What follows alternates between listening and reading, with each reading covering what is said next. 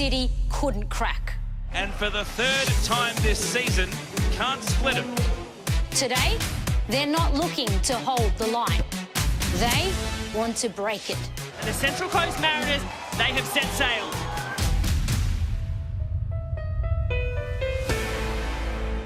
Two-two after the first leg. Now, one game to decide it all. She goes for power and scores spectacularly. For Melbourne City, a legacy. For the Mariners, a reckoning. Only one survives. This is the Ninja A-League. That's right, there's no safety net now. Melbourne City might bring a 24-game undefeated streak into the second leg of this semi-final, but one loss would end it all. Central Coast Mariners trying to advance to the Ninja A-League Grand Final at the expense of the undefeated Premiers after a 2-2 draw in the first leg. My name's Teo Pellizzeri. Joining me is former Matilda Teresa Polias. T, thanks for setting the scene brilliantly for us. How exciting ahead of this second leg. Thank you, Tay. Yeah, we're pumped here, and what a thriller we're up for after a great first leg. Good to see fans making their way into Control Cyber Pitch in the southeastern suburbs of Melbourne, and they will be hoping to see their team join Melbourne Victory in the grand final after advancing with a arm's length win, you'd have to say, against Adelaide United yesterday at the home of the Matildas in the northern suburbs.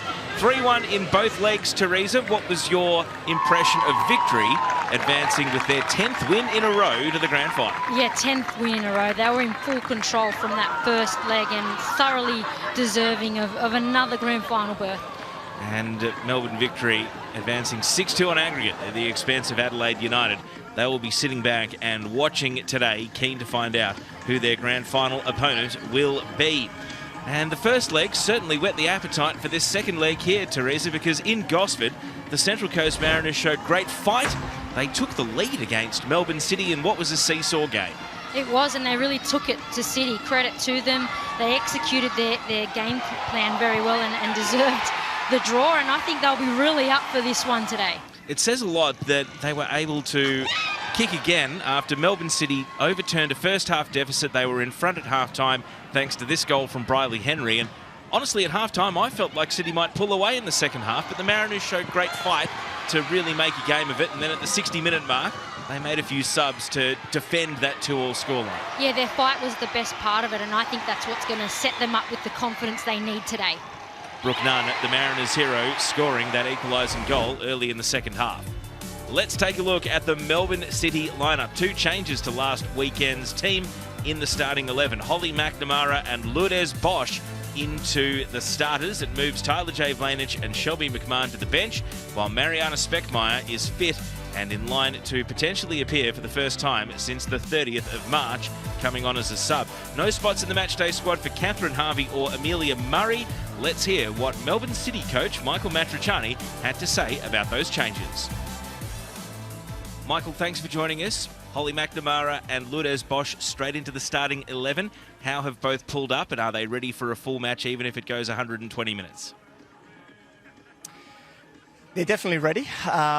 We obviously used Holly only 30 minutes last week, so she's definitely ready. I would say she's probably got 80, 90 minutes into her. Lourdes is probably similar, so we didn't want to push her last week. She had a bit of a back injury, but she's obviously played a lot of minutes for us, so I'm expecting her. She could probably play the whole 120 if it did go that way. How much did last week's first leg affect your preparation for today? Not too much. I think we learnt, obviously, from some of their strengths and some of their tactics they did in their new formation that they haven't really used before. So we're more prepared if they want to do that. And obviously, we've analysed other games that they've played.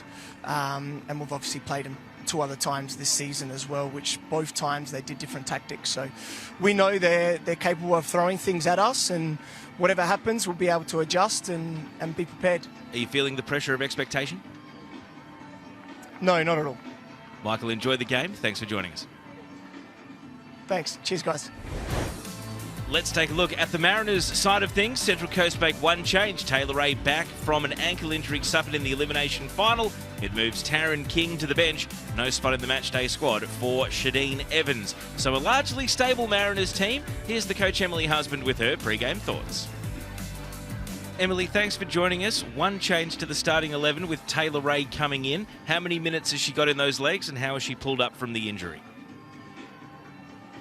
Yeah, obviously Taylor's been working hard behind the scenes to get herself back ready, and we'll see how she goes today. As far as your plans, how much did last week's first leg affect your preparation getting ready to face City twice in a row?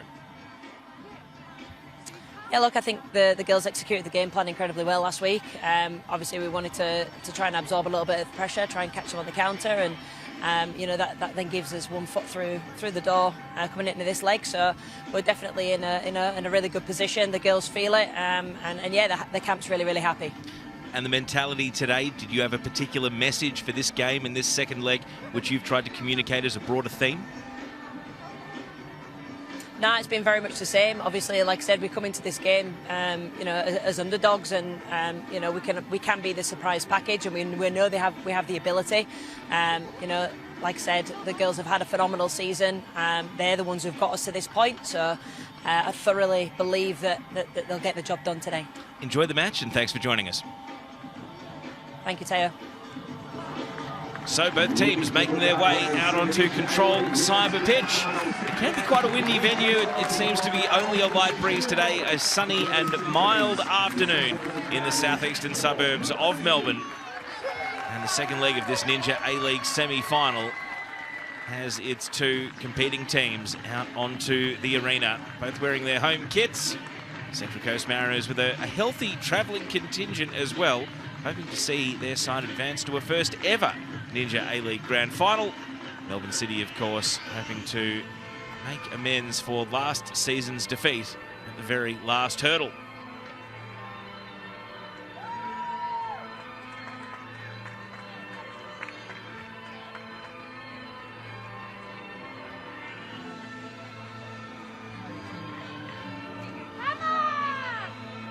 So both teams lined up out at control cyber pitch. Melbourne City coming in with an undefeated run which now stretches longer than a calendar year. Holly McNamara coming off the bench last week meant that her run of scoring in 5 consecutive games, 8 goals in those 5 games, came to an end. But she is the Ninja A-League Golden Boot, and restored to the starters today will be a tough proposition to keep off the score sheet. That's the coach there. The coach is behind. Dude, the coach is behind. So Melbourne City heading over to the huddle. We know that their backup goalkeeper and assistant coach, Melissa Barbieri, often leads that huddle with the final rev up. And particularly at control cyber pitch, you often hear her voice carrying loudest and strongest from the sideline. We've seen Barbieri appear as a sub a couple of times this season, but Melena Mires has those #1 gloves. There's Michael Matriciani, still yet to taste defeat as the Melbourne City coach. Of course, they've got the Asian Champions League to look forward to as well. They'll be off to China to compete in the semi-finals, regardless of if they advance to the grand final or not. Today's referee is Molly Godsell, her second appointment for a Ninja A-League final. Assistants are Maddie Allum and Lauren Hargrave, and the fourth official is Georgia Ghirardello.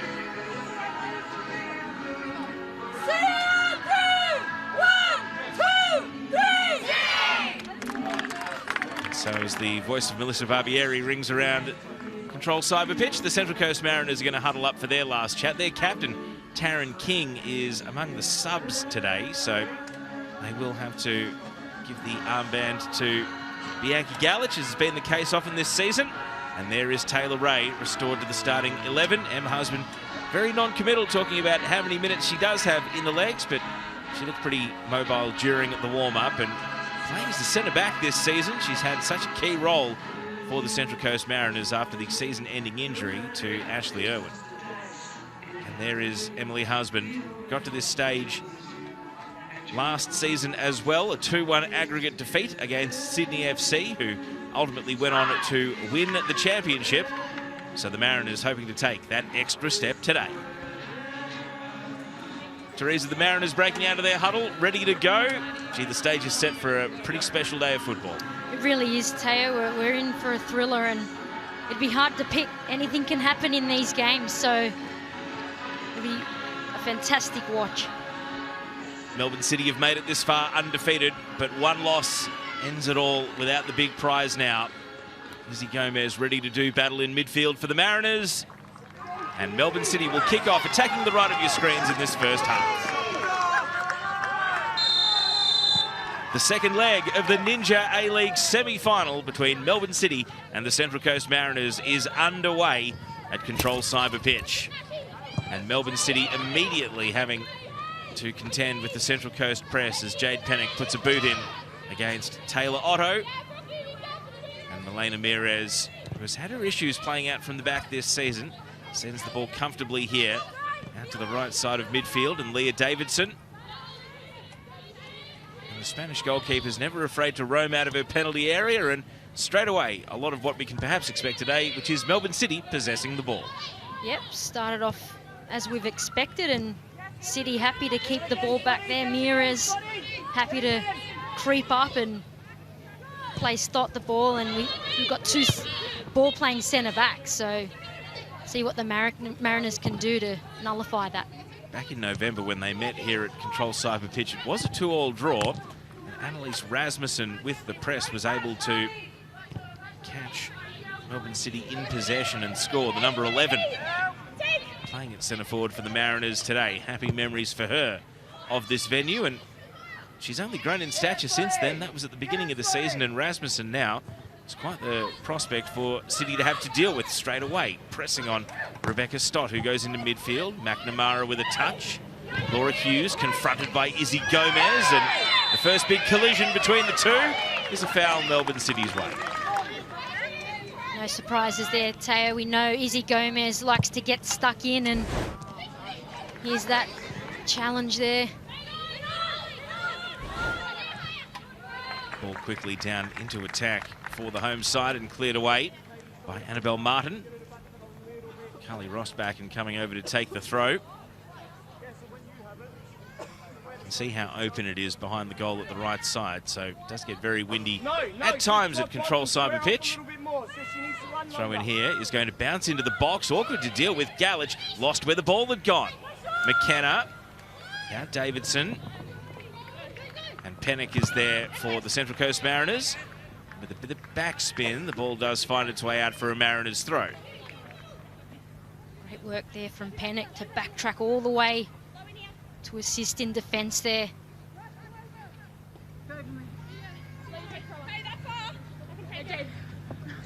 Sarah Rowe, the Irish national, taking the throw in.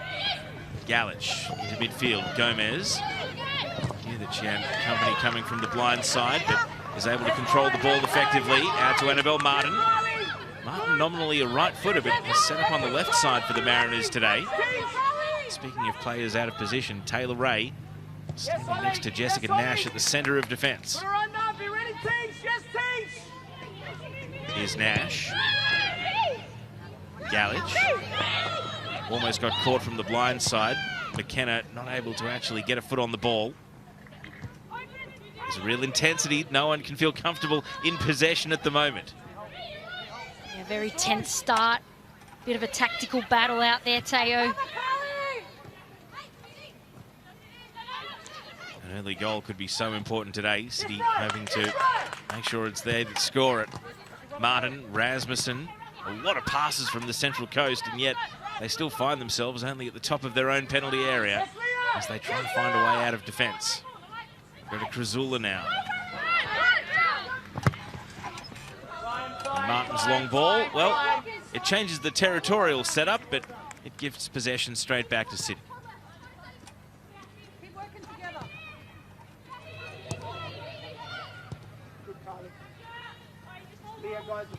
Guys at 10, Briley, you stay wide here. You stay wide here, Briley. Stay wide here. The instructions of Michael Matriciani to Briley Henry, who did score in that first leg. And maybe the width will be on show right here. Rostbacken hits it down the wing. McNamara herring after the ball. Watson in the middle, though. McNamara steadies the cut across. Henry's first touch promising, and Sarah Langman drawn into action to hold on to the cross. Lourdes Bosch was waiting in the middle. Great opportunity there for City. Cross just couldn't get through to Lourdes Bosch there. Fortunately for the Mariners. Nash. She like the options over on the right, and Langman will switch flanks. Martin, quick to move the ball on, and that's great movement from Gomez to find a pocket of space. This has been a rarity in these first 5 minutes. Brooke Nunn. It's closed down immediately. Holly Godsell says advantage Melbourne City for the challenge by Nunn after losing the ball.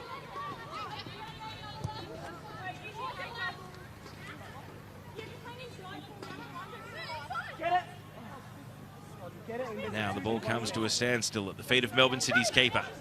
You can see there's a huge gap in defensive midfield, which Laura Hughes has run into to present for the ball, but Melbourne City are happy to ease off. And we did see this quite a bit in the first leg. If Central Coast didn't press, City were happy to be patient and wait for them to commit. Martin challenged by Henry, fouled by Henry. It doesn't matter that it's May. Briley Henry is wearing the zinc, as is customary. This league often played through summer, but here's another look at the foul. A bit of a clip there and push on Martin. Definitely a foul.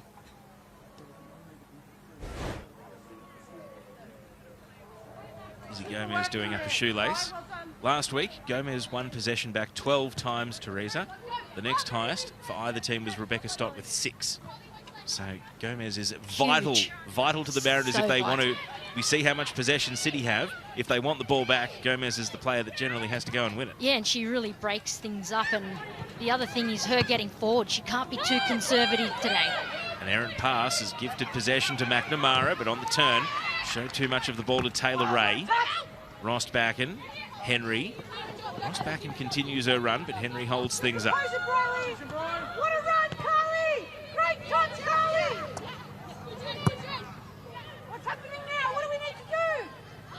Lourdes Bosch takes on Rowe unsuccessfully, but the ball ends up with McKenna, and now we see a deflection, Apostolakis, Davidson.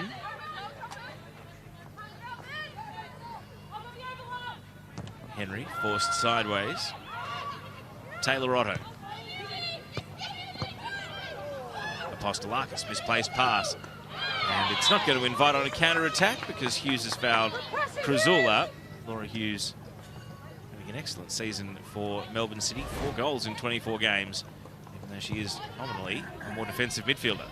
Kruzula doing really well there to use her body to shield the ball and draw the foul there. Martin hiding in the one little square of shadow on the pitch. Deflection here off McNamara. This could be awkward to deal with. Nash heads it over towards Gallage, but Bosch will take the ball first. Bosch coming off a back injury that ruled her out of the first leg, but moving pretty well here. Not able to advance though. Apostolakis, McKenna. Wider Carly.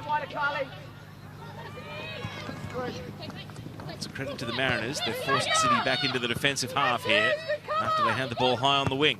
Yeah, they're extremely disciplined out there today. You can see so many numbers, pretty much everyone behind the ball. The work rate of Rasmussen, Pennock and Nunn getting back to support the team in the low block there. It's very hard to break down. But it also takes a lot of energy to do that over a game, Teo, so see if they can sustain that. Who's got it in the legs for longer to keep harassing and chasing their opponents like this? Nash, and it's going to have Langman all right at the edge of the penalty area. The last thing you would want is to slip outside the box and not just give away a free kick, but pick up a card. Langman managed it well. Kruzula. Rasmussen set Nunn an impossible task. McKenna came in, and now Melbourne City have the ball.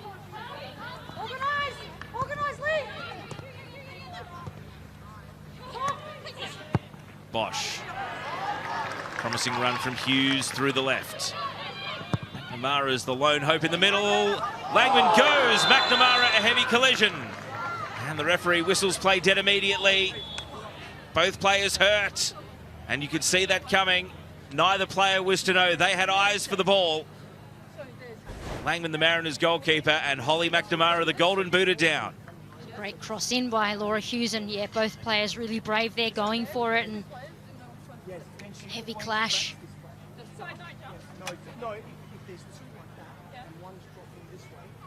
So here's another look, Teresa. Oh, that's such impact. And neither player knew that the other was coming. Yeah, it's an awful clash. Both players had eyes on the ball. There's no malice involved, but hopefully they're both okay and can get back up and continue on. Well, Langman has played every minute of every game this season for the Central Coast. Her backup goalkeeper, Teresa Morrissey, has not actually made an appearance in the Ninja A-League. Holly McNamara, we heard pre-game from Michael Matriciani that she had 80 to 90 minutes potential for today. Obviously, this will come down to the doctors. Simple as that. I mean, the two coaching staffs on the bench will be hoping that they get word from the medics that both have passed concussion tests, which you can imagine are going to be forthcoming. Yeah, it's out of the players' hands now. You know, previously you'd say, yeah, I'm okay, and get back up and keep going, but a clash like that doesn't go unnoticed, and like you said, Tail, it'll be up to the medical staff. Well, even beyond concussion, the doctor here is just making sure that Holly McNamara doesn't have any structural issues, which could be quite a serious consideration here. You can see her talking, she is responsive.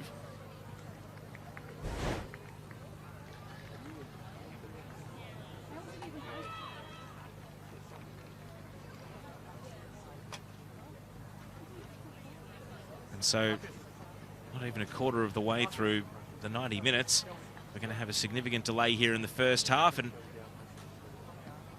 you're right, the culture around head injuries, around concussion, it does mean that the players will take the time necessary to be assessed rather than any urgency to restart the game. But Langman's up and running. The concern significantly now turns to Holly McNamara, who remains in the hands of the team physio and doctor.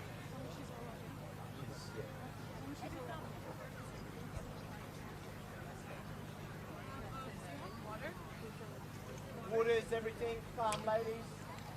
Nothing changes. Well, that is a relief. Holly McNamara is sitting up under her own steam, and a credit to the City Medical team.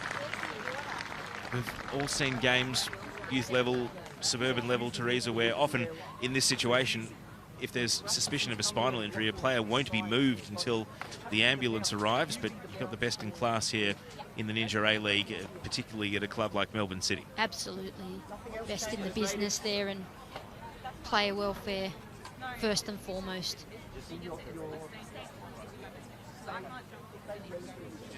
There is the backup goalkeeper, Teresa Morrissey, having a word to Sarah Langman.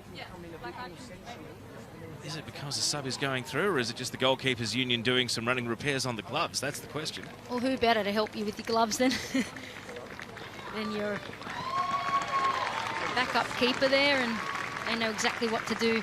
Looks like she'll be heading back on. Yep, Langman returns to the penalty area, but Holly McNamara, watch this space. She's gingerly walking to the sideline. There doesn't seem to be much activity on the bench. Here's the thing. How long do you roll the dice playing with 10 players to give Holly McNamara every chance of returning to the game? Do you run the risk of playing down to 10 players for 5+ minutes if there's a chance you could bring her back on? Look, a few factors at play here. How your team is doing. City, at this stage, pretty comfortable in the match, plenty of possession, and the other factor, time, and it's quite early. So I think they'll give her the time, ample time to be able to get back out there. Oh, this is a worry. Langman's taken a knee. So she was up, she's run back to the penalty area, and now there's more to the story. And the physio's out again.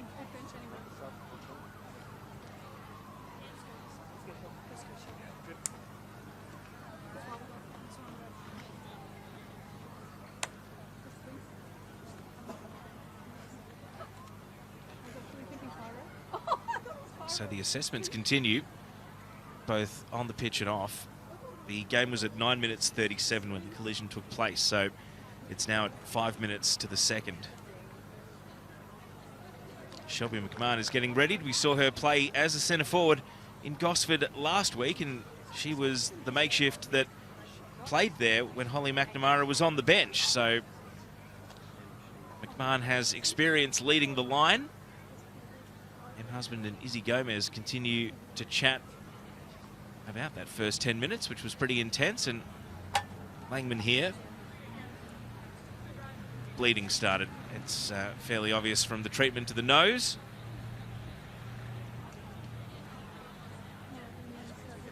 What sort of delay of this nature? It's going to be at least 6 minutes before we start again. What does it do? You've done your warm-up, you've had all that nervous energy of the first 10 minutes, so our thoughts are obviously with the two injured players, but what about the other players that are out there on the pitch? What's going through their heads? Yeah, look, they've been stopped for so long now, so there's the worry of cooling down too much, but sometimes it's a positive being able to go over to the coach and talk about how things are going, particularly for the Mariners. I feel like they were under the pump a little bit, so it can tend to shift momentum at times towards one team, so we'll see what happens when the ball gets going again. So it appears as though treatment has been administered to Sarah Langman, a plug in the nose to stop any further bleeding.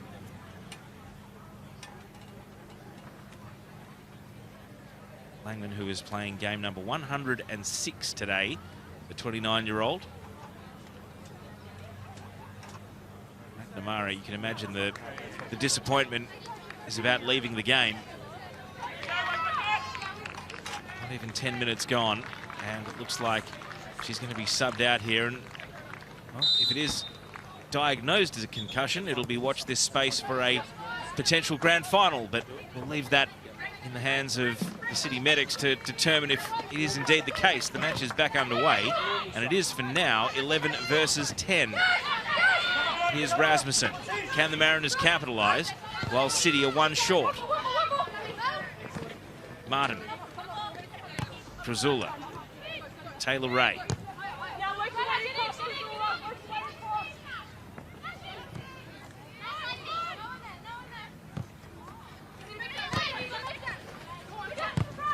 Martin's pass, Rasmussen presenting as the centre forward back to goal, but a long way from the target they're attacking.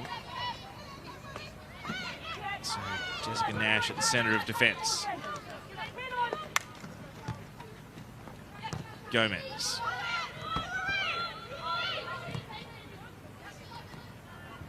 Rowe down the right sideline. Brooke Nunn. Not able to advance too much further, and it will be a Melbourne City throw, and that will prompt a substitution. So, something we saw in the first leg, Shelby McMahon coming on to play as an attacker, and Holly McNamara's afternoon is over. So, Teresa, a massive change for Melbourne City and a forced change early in this second leg. Yeah, it is huge change, and you could see the reaction from Holly McNamara, obviously hugely disappointed, but such a heavy clash there, and it really got the better of her, but, you know, player welfare has to come first.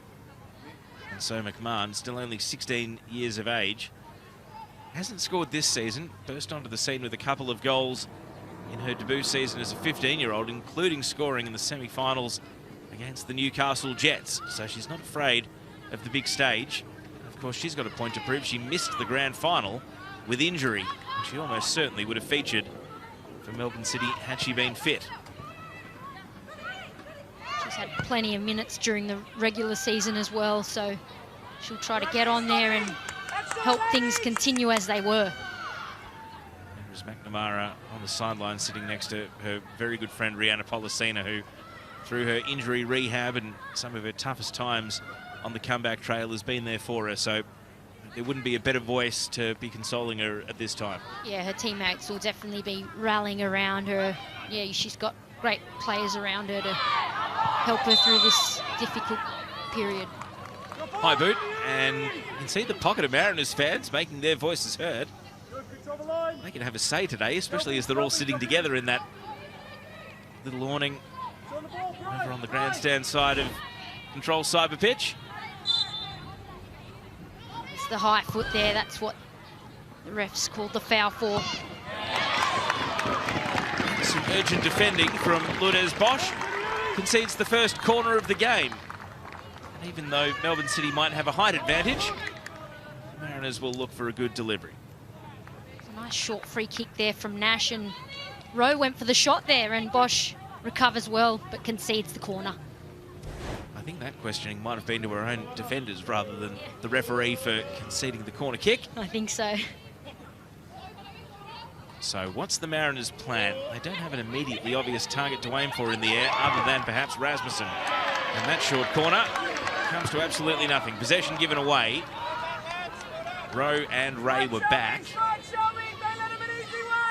It's tough when you've got a short team to come up with a corner plan, I guess. Yeah, look, they're not known for their prowess off corners, so they do need to come up with different ideas, but you could hear the disappointment there from their fans. Bit of a waste, that one.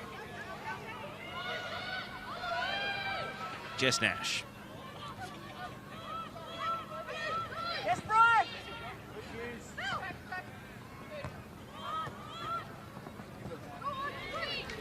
Bobbling back pass from Taylor Ray. Langman, first touch of the ball since the injury break. Good with the clearance. Pennock loses out to Otto. And Rowe eases Bosch to the ground, giving away a foul.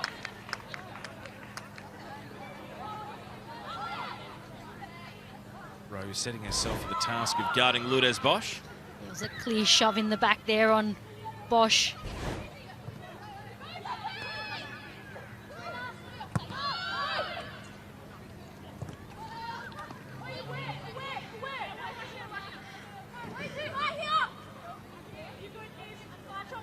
Hi, Shelby. Hi, Shelby.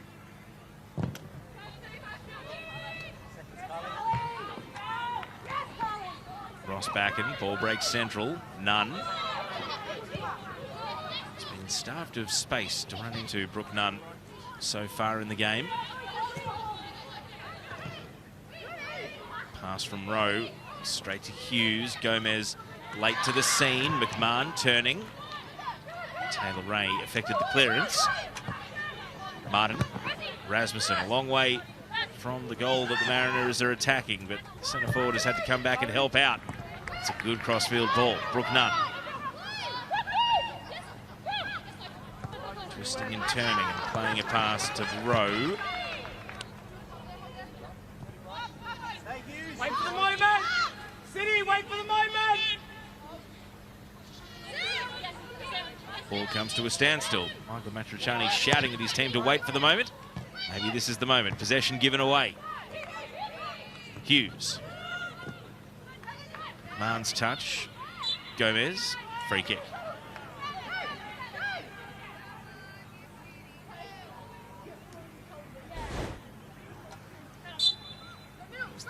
Foul on Gomez.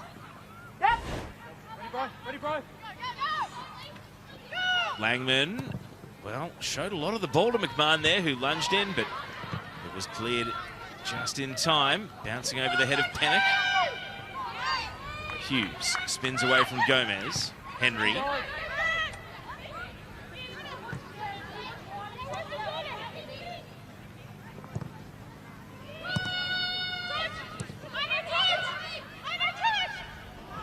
Apostolakis caught by Nunn, but Otto is there to help out.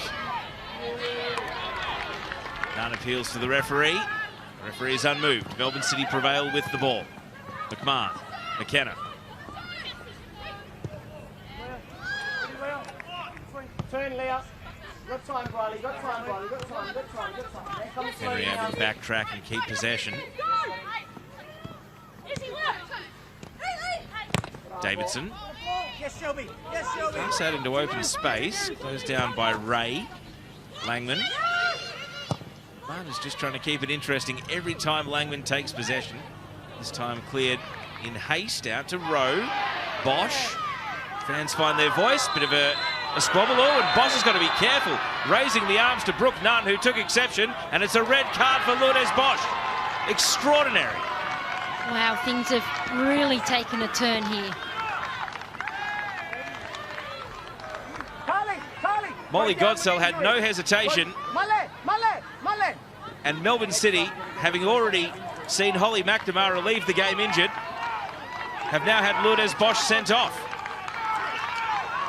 Well, she was frustrated with the challenge from Nunn and appeared to strike at the face of Nunn, which we know is a straight red.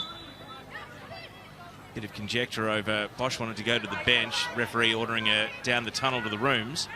And that means that even if Melbourne City make the grand final, Lourdes Bosch will be suspended.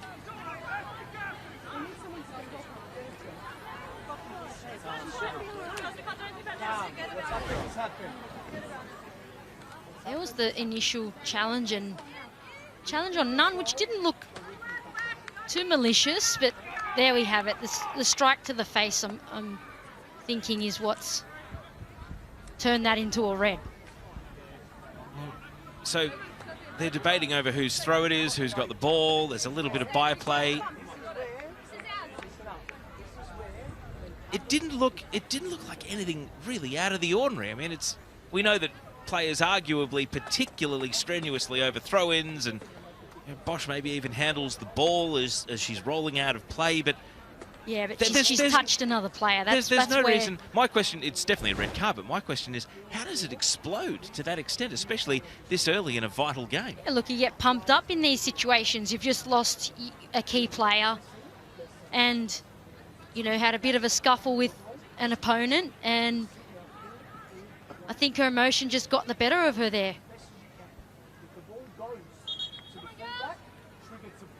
Seems as though both teams have just taken an arbitrary timeout here. The referee needs to regain control of the match. There's absolutely no reason, seemingly, why the game should be stopped. Yeah, I think both teams were in shock, to be fair. Well, that's a really curious one. No one was down injured. There was no one being treated. There's absolutely no reason the game should have been stopped. It's almost like the two teams just decided this is such a monumental moment. We need to take stock. Absolutely. So let's talk tactics. What do Melbourne City do now that they've had Bosch sent off? They've already been forced into bringing on Shelby McMahon. How do they set up with 10 players here? Yeah, look, they're going to have to reshuffle someone in that front line. Going to have to sit back. They do have players that are versatile and are able to play a number of positions. Perhaps McMahon will drop further back. You can see Riley Henry's in that 9 position. It's the first red card in a finals game since the 2023 elimination final, which Melbourne City won't have happy memories of. They lost that game to Melbourne Victory on penalties at Casey Fields, not too far from where today's game is taking place. That day it was Amy Jackson who was sent off for Victory. Didn't matter in the end. Victory still went on to win.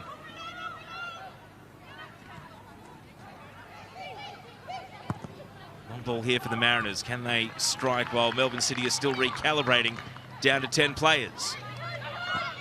Davidson. Riley Henry now seemingly a lone hand up forward. A mistake. Henry! Massive chance for Melbourne City. Henry caught Jess Nash in possession, but lobbed it over the bar. Yeah, there's a bit of a miscommunication there between Nash and Ray, and couple that with the awkward bounces here. A poor back pass, and Riley Henry pounces on that, but she blasts it over. I mean, even if it's a firmly hit back pass, Langman's in all sorts regardless. The Mariners got a lot wrong there, but Melbourne City weren't able to make them pay.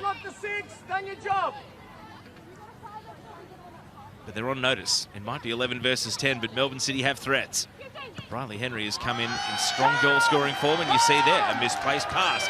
All of a sudden, it's Melbourne City who are rallying, maybe responding to the adversity of the situation.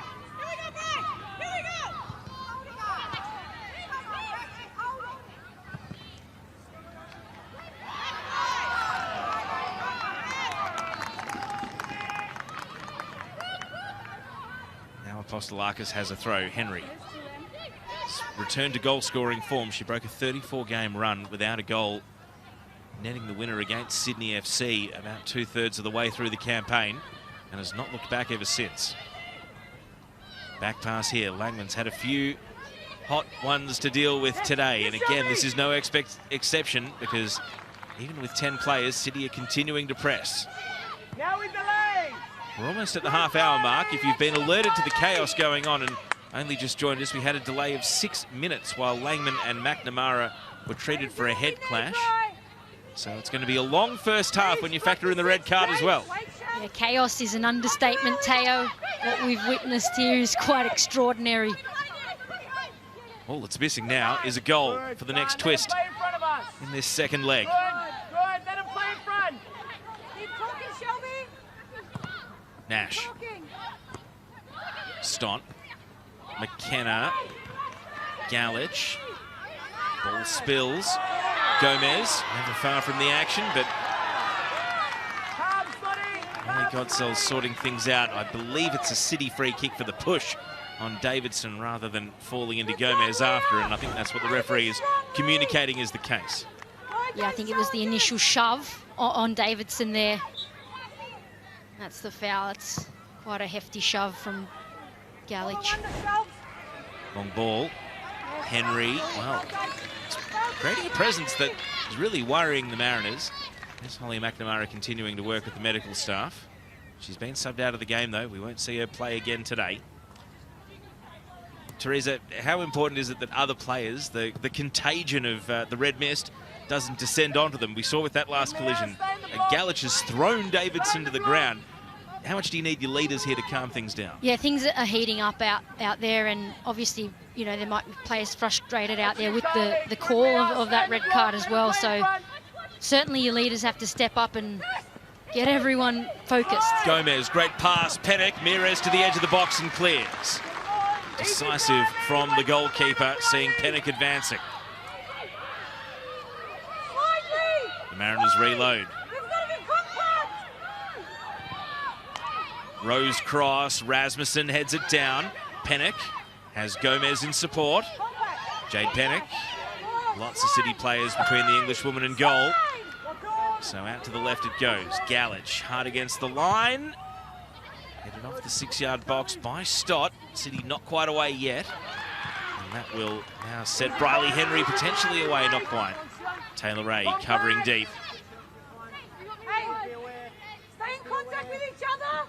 Compact. Compact. Good, easy, Briley. Good, ladies. Lots of chat coming from the sidelines. You can hear the voices, Matriciani, Barbieri. Not quite the English accent of Emma Husband ringing through just yet. Plenty of talk from the side there. It's not often these things happen in a game, so the team would be needing a bit of extra support from the side, especially from a defensive point of view for City.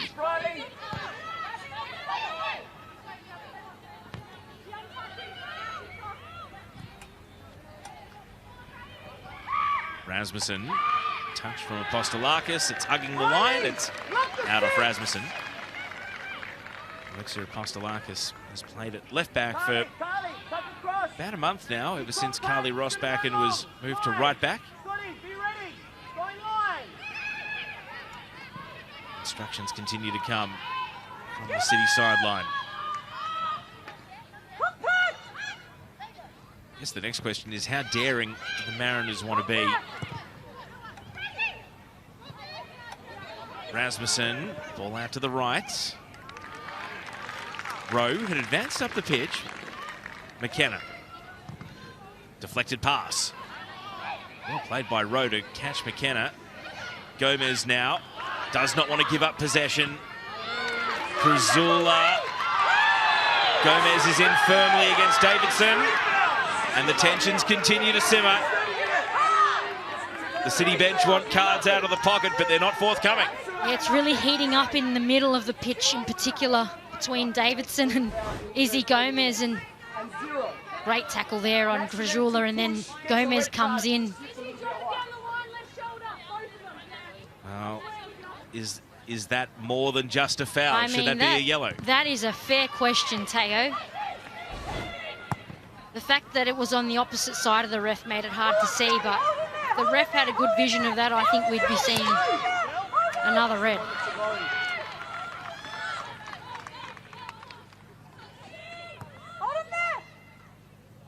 There's an extraordinary level of tension, and there could still potentially be 120 minutes of this if we don't get a goal.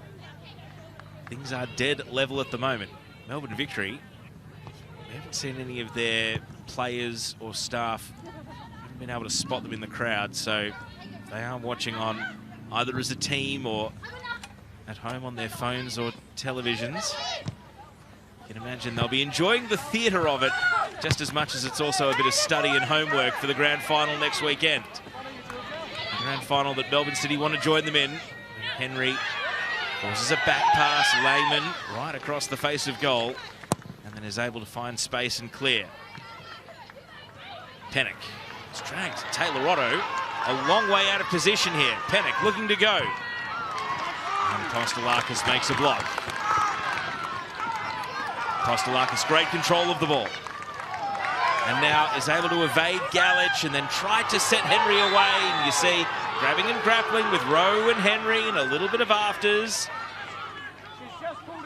Waiting for the call here. I think Henry's got a pretty good case that she was fouled by Sarah Rowe, but it appears as though the referee has seen it differently. She was definitely pulled back there. There's contact. So a fair case there from City. And you hear the discussion ongoing. Fourth official, Georgia Ghirardello. I don't envy her role for the rest of today. She's going to have plenty going on as a peacemaker down on the sidelines. It's never an easy task being the fourth official. Still 10 minutes of regulation, or 9 minutes of regulation. Plus we would expect at least 6, if not 7 minutes of additional time at the end of this first half due to the significant delays we've had. So back to a question I had, which was shorted by play breaking out. How daring do the Mariners want to be? They would have come in today expecting somewhere between 35 and at best 45% of possession. Now that it's 11 versus 10 and City's mentality might have changed, how prepared are they to actually take this game on? We'll stay with Martin here. Cross in from the left, catching practice for Mires. Either in terms of where players set up or maybe even attacking substitutions that they might think about perhaps a little bit earlier, or even attacking substitutions they might not have considered at all. Well, I don't know if things get any easier for them going forward anyway. City have reshuffled a bit. They're sort of more defensive-minded now, so I don't think they'll be any easier to break down. Getting forward, I think they'll lack a bit, so it'll potentially be a little bit easier for the Mariners from a defensive point of view. It's going to be fascinating. This is where the coaches earn their money. I think we'll see more in the second half. City with plenty to ponder, having already used a sub, and the Mariners would have come in with a game plan of contain and counter, expecting at times to be pinned back in their defensive penalty area. It's a very different match now.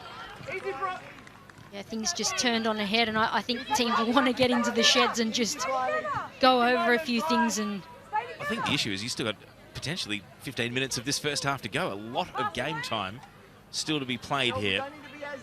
That's probably why the City bench particularly are so vocal, trying to organise their side. Here's Gomez. Davidson not letting her out of her sight.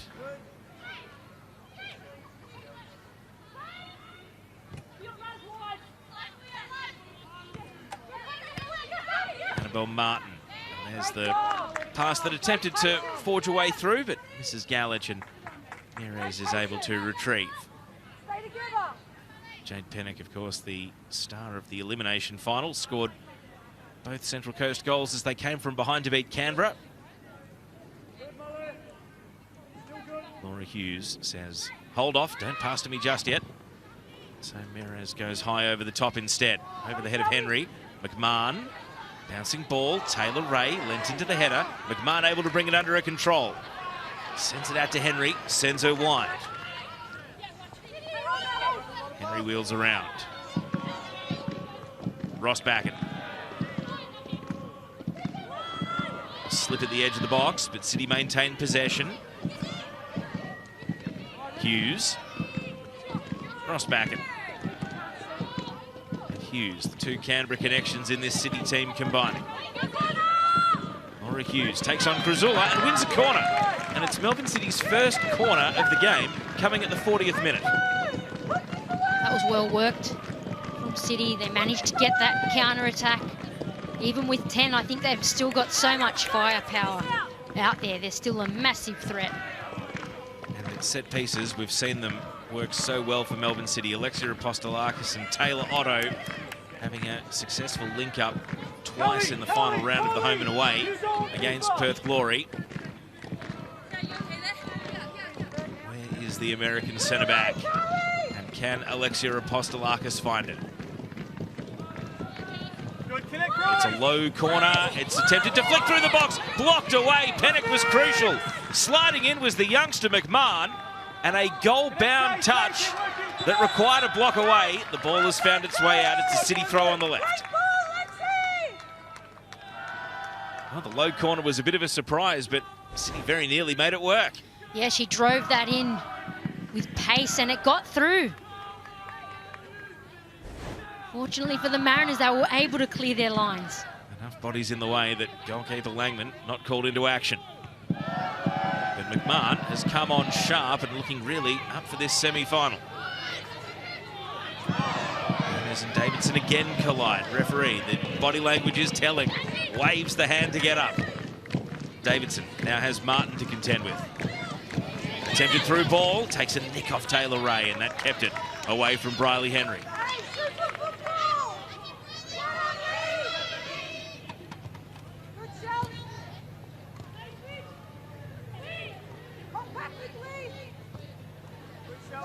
For those of you unfamiliar with Taylor Ray's history, she was a career midfielder before being deployed in defence this season, so expect the Mariners centre-back in that number 10 shirt to take liberties and venture forward when necessary.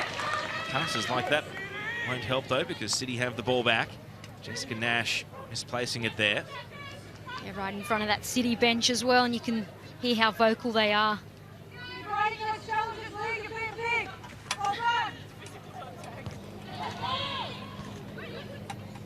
It's fascinating that since the red card, Brooke Nunn has barely had a play at the ball. I just wonder if the Mariners maybe can find a way to get her back into the action, because she's currently isolated over on that right wing. He just hasn't really gone near her since that flashpoint that saw Bosch red carded. She might be into the action soon. Rowe, no. None again, left isolated out wide, and the Mariners will look to probe the middle instead. Stott. Henry. McKenna's early ball.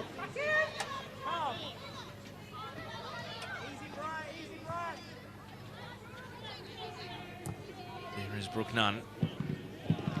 He's been very limited in involvement in the game so far, and yet has been at the heart of perhaps its biggest talking point. I think the Mariners are tending to try and probe through the middle, like you said, Teo, and haven't been able to get the ball back to her side. Through the middle they go here, though. Pennock. Nunn. Able to come in and get a touch. Gomez.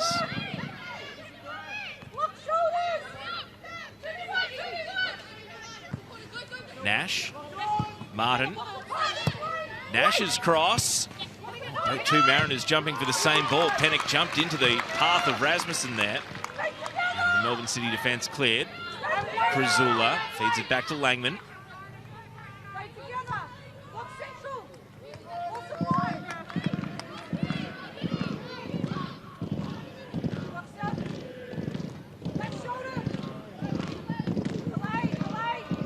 City fans trying to get some singing going, trying to rally the home side as we tick towards stoppage time at the end of this first half.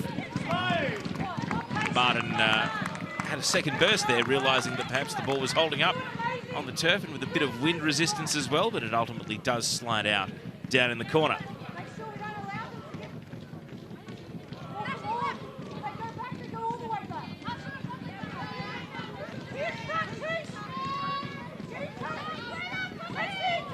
Throwing down the line from Rossbacken. Martin first head. Nash. Galich. Surrounded by City Blue. Ultimately, the ball is cleared.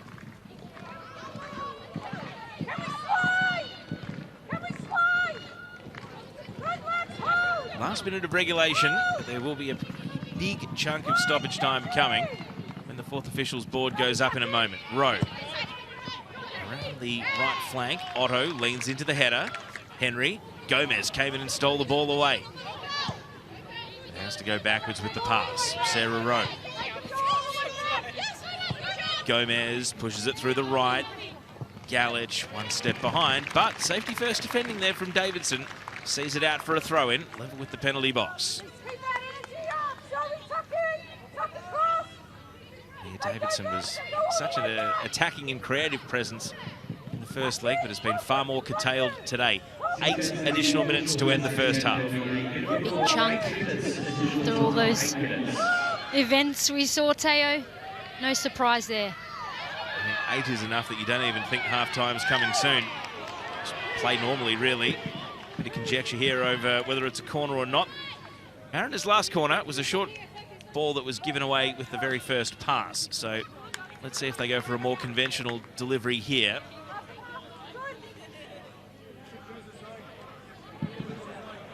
Annabelle Martin, a right footer, but entrusted with taking the corners. Will it favour an outswinger? You'd think so. Martin's corner.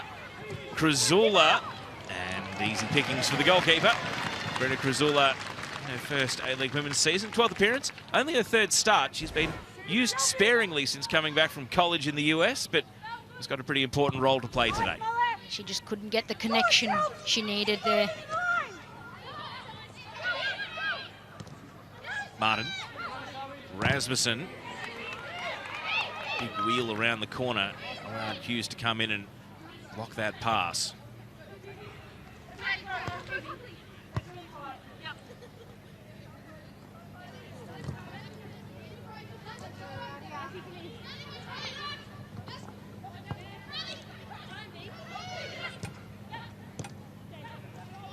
Pennick sees none on the right. Brooke Nunn. First touch. Suboptimal, but Kostelakis already had it in her mind to clear straight into the fence around the ground. So the Mariners keep the ball. Pennick.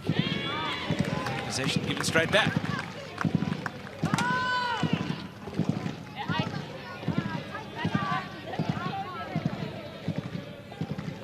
And Husband has certainly been the less talkative of the two coaches and the sidelines in this first half.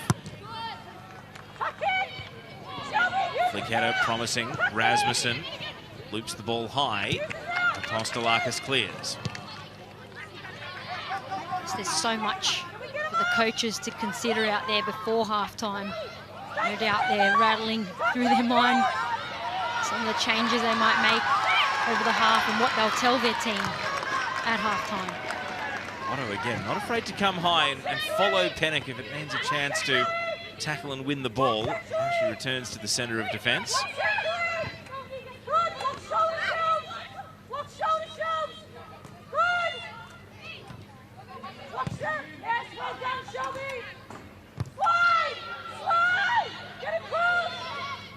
Nash. Lancing header takes a nick off McMahon. Martin turning away from McMahon and playing the ball to Galich. Great footwork. Bianca Galich fires the shot and it hits the stanchion holding up the net. Well, Bianca Galich went for glory there. Hasn't scored since the 1st of February, the midfielder. 3 goals this season. Yeah, that was really well worked by the Mariners. Galich cuts in and has a good strike, but goes over there. Good opportunity there. Milena Mires, judgment on point there, seemed unmoved, didn't even raise an arm as she watched it go over the bar, but it did look promising off the boot, just kept rising.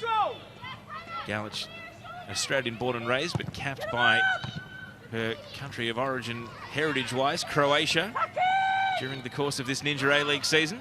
Offside here. So a couple of trips over to Europe to play in Euro qualifiers, which didn't end well for Croatia. They didn't make the tournament, but still a feather in the cap of the Mariners midfielder. We've had half of 8 minutes of additional time at the end of this first half. Briley Henry with City's best chance. Was through one-on-one against Sarah Langman and lobbed over the bar. An awkward bounce here, not quite. Langman out to hold. Neither team's had a shot on target, Teresa, in the game. In fact, the Central Coast Mariners, 2 shots, none on target so far in the match. Yeah, that's fascinating at this point as well. The arm wrestle continues in midfield. Can the Mariners forge a good opportunity right at the end of the half? Krasula.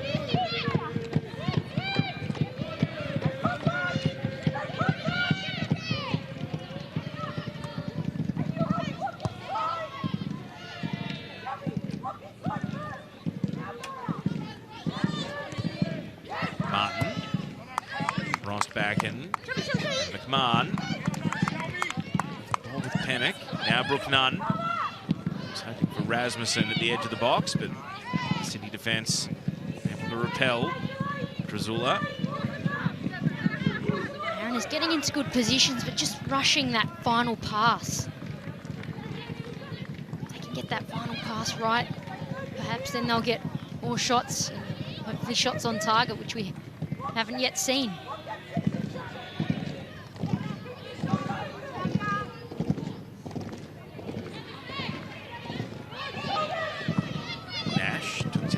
Then sends the ball out to Rowe. Underlapping run from Nunn. Both teams think it's their ball. And indeed, it's a goal kick. Last touch of the Englishwoman, Brooke Nunn.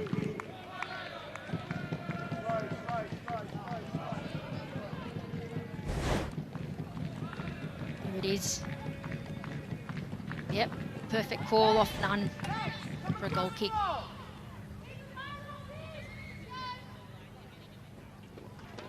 City take the goal kick. Milena Mires. Over the halfway line it goes. McMahon. Letitia McKenna. Davidson.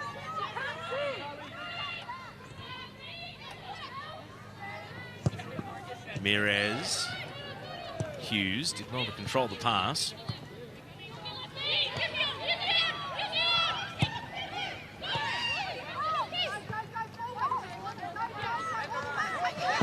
Kostelakis.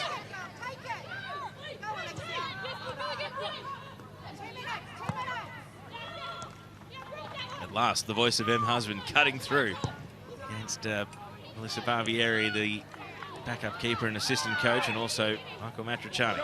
I believe it was letting them know there's a couple minutes to go.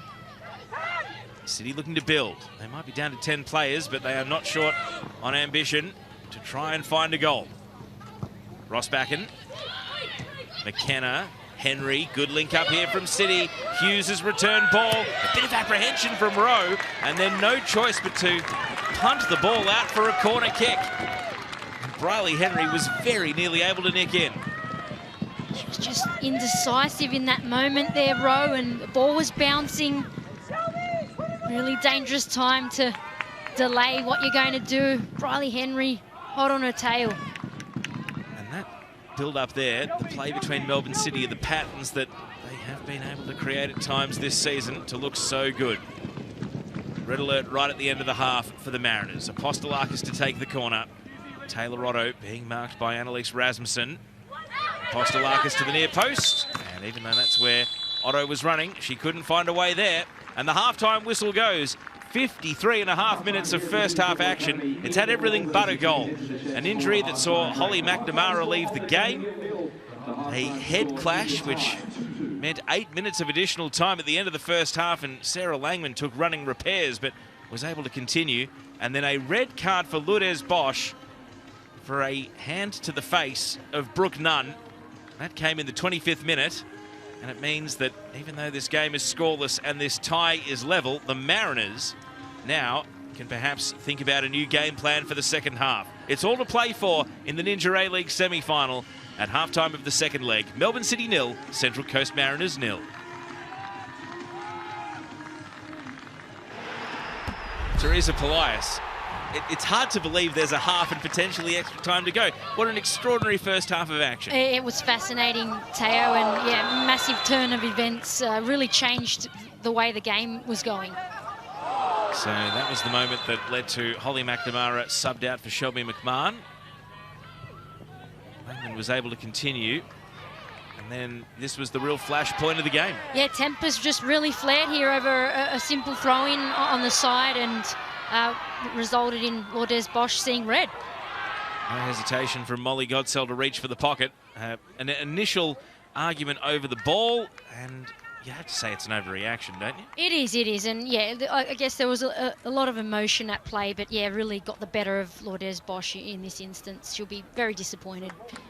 So Bosch's afternoon ends, her season ends. She'll be suspended for the grand final if City make it.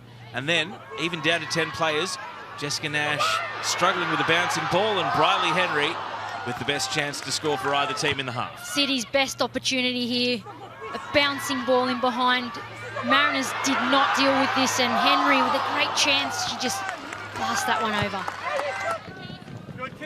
And this corner kick leading to a chance. It doesn't go down as a shot on target. I mean, it's goal bound from McMahon, but blocked away by Jade Pennock. And then Mariners' best chance, Galich, and ultimately it just kept rising. Yeah, good cut in there from Galich, but she just couldn't keep that ball down.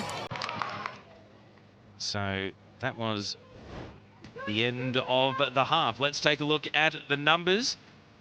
Central Coast Mariners with 65% possession. I don't think too many people would have seen that coming, Teresa. No, and obviously we know why. City are down a player, but, you know, the Mariners, can they find a way to make that an advantage for themselves? So the second half has so many twists and turns to come. Remember, there must be a winner today. Extra time if we need it, penalties if we need them. The halftime score is Melbourne City 0, Central Coast Mariners 0.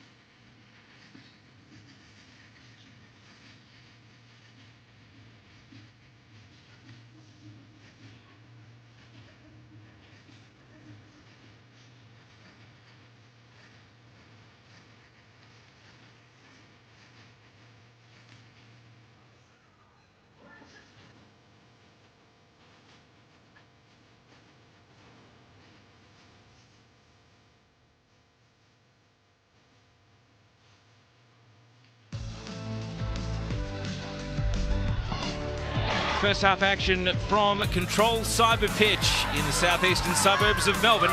No goals though, and thus no change to the 2-all aggregate scoreline in the second leg of this Ninja A-League semi-final. Central Coast Mariners with the advantage now, 11 players versus 10 after a red card to Lourdes Bosch, and the Mariners travelling contingent will be hopeful that they might be on their way back to Melbourne for the grand final next weekend, because waiting for them in the decider are Melbourne Victory. Let's take a look at how they advanced at the expense of Adelaide United with highlights of yesterday's second leg. Well, Adelaide have a bit of defending to do at the moment. The ball from Dapoloni asking a lot of Gilnick. Tries to wrap her foot around it. Here's Rachel Lowe with a strike. Hodgson is there. Dapoloni unselfish. Janchevsky's left foot. Well, it was a wicked deflection off the boot of Sarah Morgan. And that's steered out for a victory corner. Warning signs for Adelaide.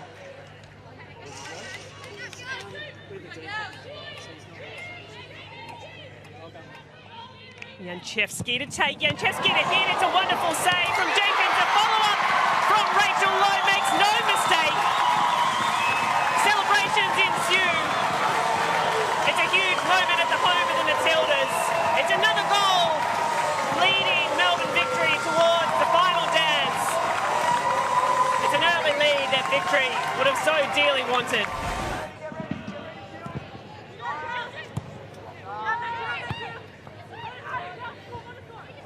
Inside, Holmes does well to collect. Point-blank save from Courtney Newborn. Dylan Holmes, fantastic opportunity. Dorber's ball into the far post. She's a testing one and a good one at that. The late arrival of Erin Healy. That showed some serious promise. Dapolonia to Lowe. Lowe releases Flannery.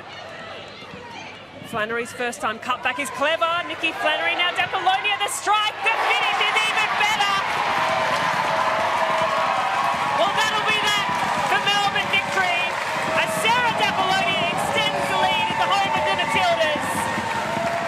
And surely, it's a ticket punch to the big dance next weekend.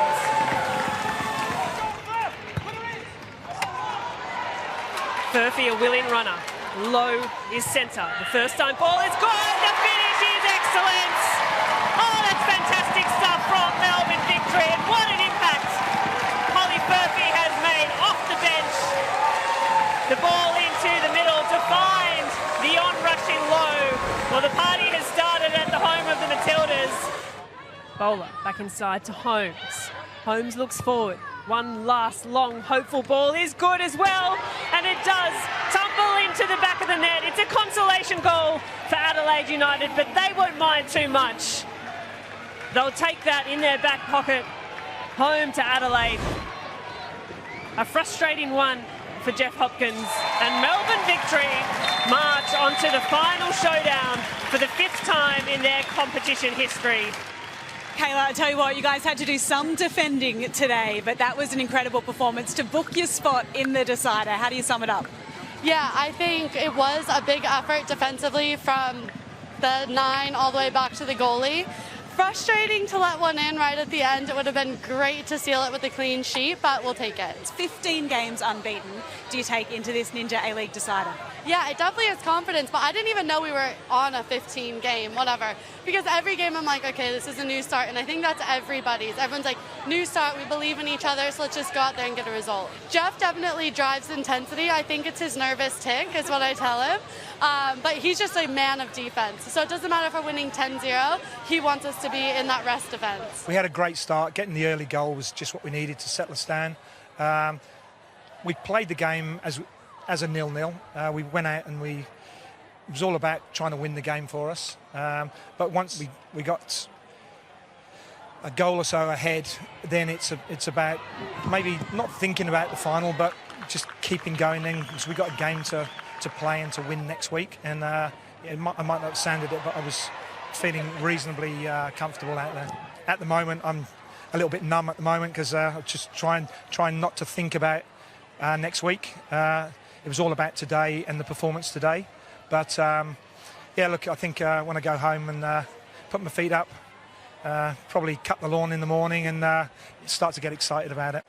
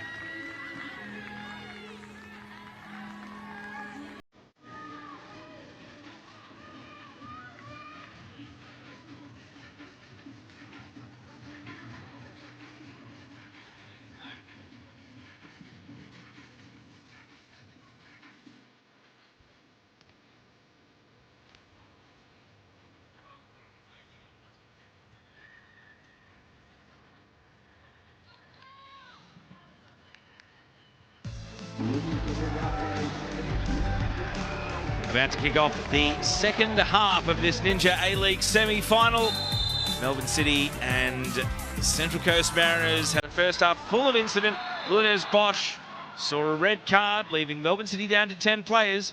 We get to see a goal though, and a 0-0 scoreline on the day, and 2-2 scoreline on aggregate. Live pictures from Control Cyber Pitch, the Casey Fields Sporting Complex. Former Matilda Teresa Polias rejoins me. Teresa, this second half, we're expecting more twists and turns. It was an incredibly tense end of the first half. So will we see a bit more free-flowing football, or do you expect the tension to continue? Yeah, I think the game really turned on its head and no one expected it to go that way. So I felt that both teams were quite cautious heading into the shed. So no doubt they've been given some further instructions and we'll see two teams going for it in the second half. Neither team has elected to make a half-time substitution. Melbourne City have already been forced into one change. Holly McNamara off due to a head injury. And she's been replaced by Shelby McMahon. Taylor Rotto nearly created a goal-scoring chance for McMahon at a corner kick in that first half.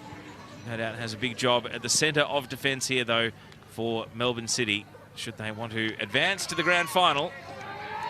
24 games in the Ninja A-League, undefeated coming in to this match. And the Central Coast Mariners, who fell at the semi-final hurdle last season, trying to go one better as the second half kicks off. And having had the halftime team talk to adjust to 11 versus 10, let's see what the Mariners have in store. A game against a Melbourne City team who will no doubt be organised to be able to handle being a player short. And we'll see just how conservative the two teams are, because Teresa, Melbourne Victory, having played yesterday, will be sitting back and no doubt hoping this one goes at least 120 minutes to extra time. They certainly will, Teo, but I think the two teams out there today have more than enough quality to go for it in the second half. Michael Matriciani, the Melbourne City coach, his biggest challenge yet, you'd have to say, even though his team has trailed in 9 different games in this undefeated season. You'd suggest this, even with a level scoreline, might be the toughest task so far. Elena Mires, the City goalkeeper. A long left-footed pass. City fans making their voices heard. Riley Henry slowly getting back to her feet.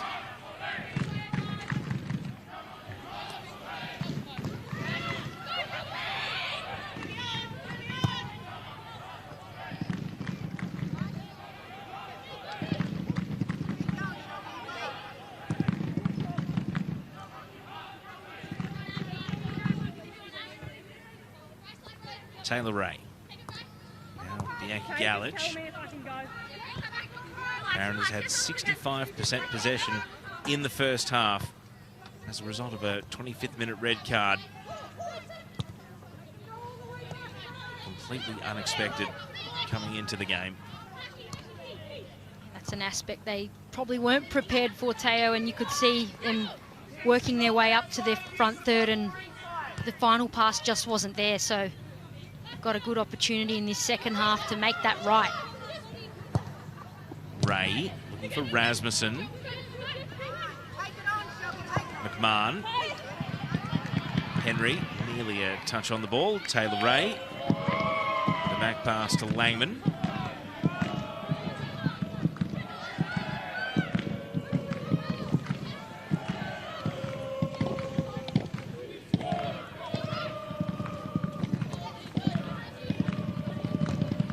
Rasmussen. Sarah Rowe.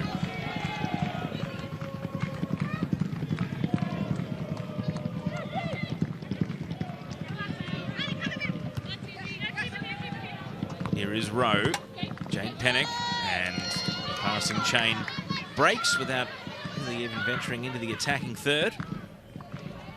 Emma Husband, the Central Coast Mariners coach, watching on.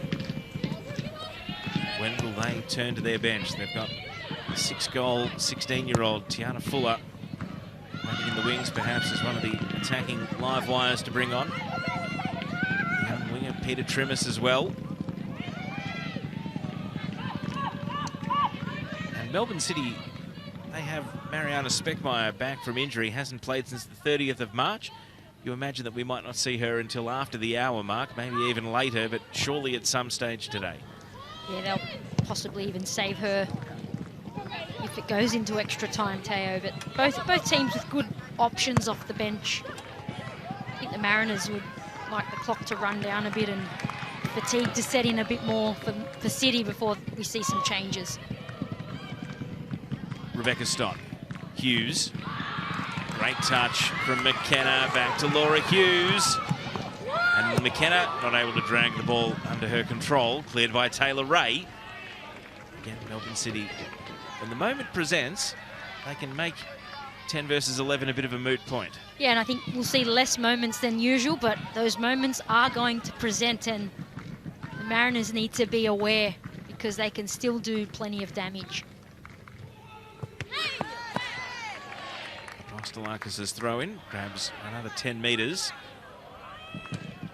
Against the Melbourne City bench, Mariana Speckmeyer and Rihanna Policina, both seemingly working on their uniform at the moment. Shin guards, tape, socks, everything all in readiness perhaps to go and warm up. See TJ Vlanich sitting there among the subs as well. And third time, not so lucky for Apostolakis, a throw-in which just tails out for a goal kick. So it's been a fairly relaxed first 5 minutes of the second half, in stark contrast to how the game started, where there was barely any time for either team on the ball due to the aggressive nature of the pressing from both sides.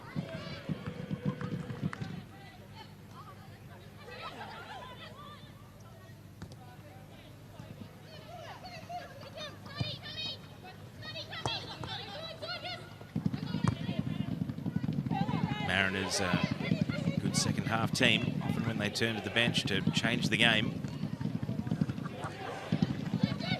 Taylor Ray, Brooke Nunn.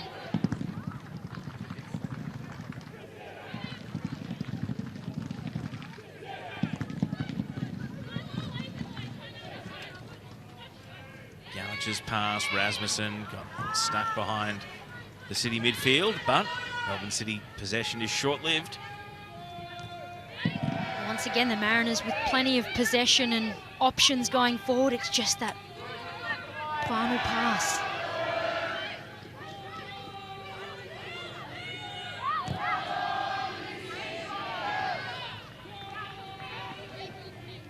Martin brings the ball under control eventually.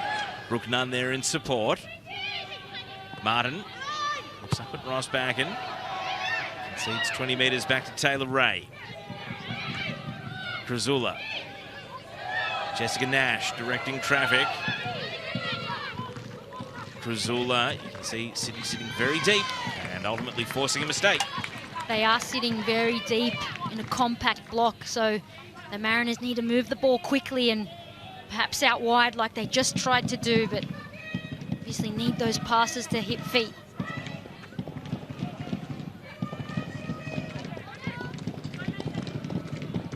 Flick header on by Henry. Letitia McKenna. Shelby McMahon in support. Henry breaking ahead of the ball and the pass never arrived. Gallage, Nunn, caught by Leah Davidson, and now Melbourne City can go. Davidson tried to force it past Taylor Ray. Nothing happening on that front. And even though Langman is pulled out of the penalty area, she does get to the ball first. Melbourne City have kept possession in the form of a throw-in. We've spoken about the threat Leah Davidson has going forward, and she does quite well there, and the best part of it, she chased that down. That was Mariana Speckmeyer we saw warming up there, the American-born Venezuelan international. Such a vital part of Melbourne City's home and away campaign. Foul here by Hughes, a hard foul too. She's quick to leave the scene. The only card of the game was that red card for Brooke Nunn. No one is currently on a yellow. That's a heavy challenge there on Gallage. Hughes just letting her know she's there. It has been quite a battle in that midfield today.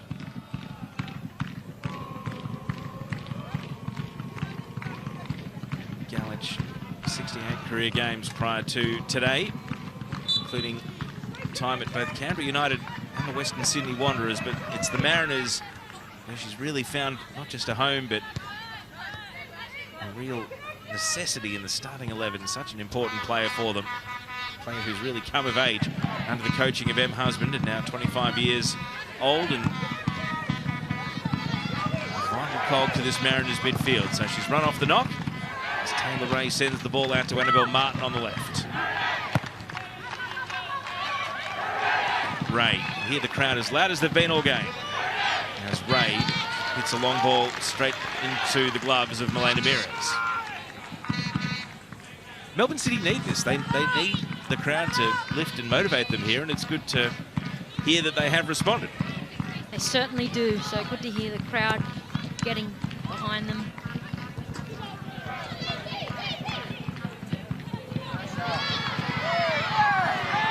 Midfield tangle. Davidson and Gallage this time. The ball's going to bounce on, but the referee's whistle play dead. Offside. The tussle there between Davidson and Gallage, and they both land on the ground there. There's plenty more to come there. A couple of Mariners subs are going through their paces as well. Change of foot, rather than let the game linger too long, seemingly. In the meantime, play continues. An awkward moment again for game 26 of the season. Mariners have had a few communication issues at times in their defence, especially given it's between the ever-present Jessica Nash and Sarah Langman. They've worked it out, and now Galich is sending the ball towards Brooke Nunn. Nunn against Rossbacken.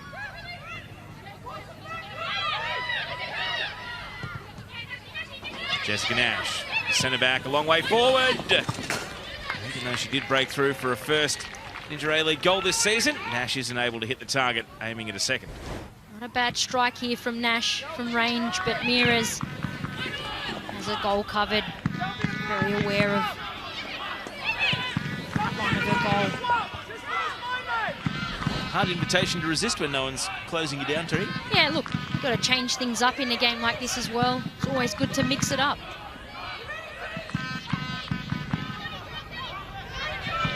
Rebecca Stock drives the ball long. Nash with McKenna chasing. Sarah Rowe. Izzy Gomez.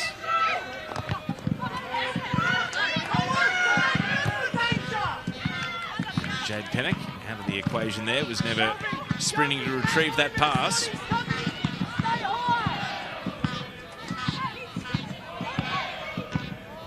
See the chat going on with a couple of subs there on the Mariners bench.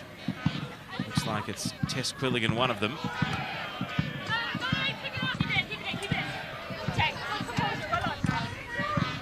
Taylor Ray.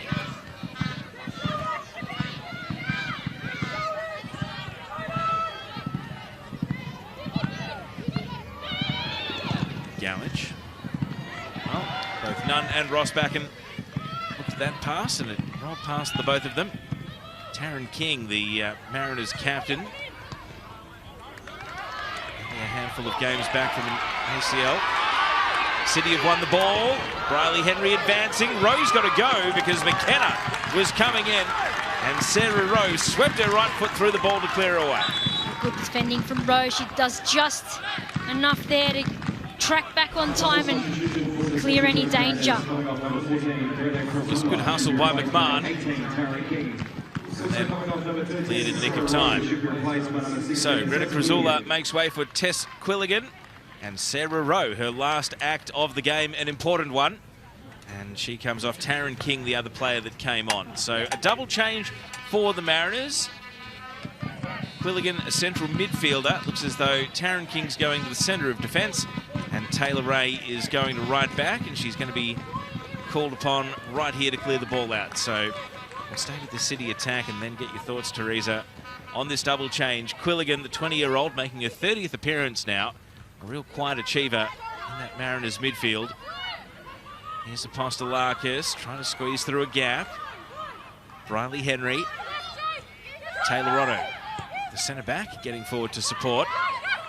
Now Pennock. Can the Mariners counter? They can't. So, thoughts on the double substitution? Yeah, interesting changes there.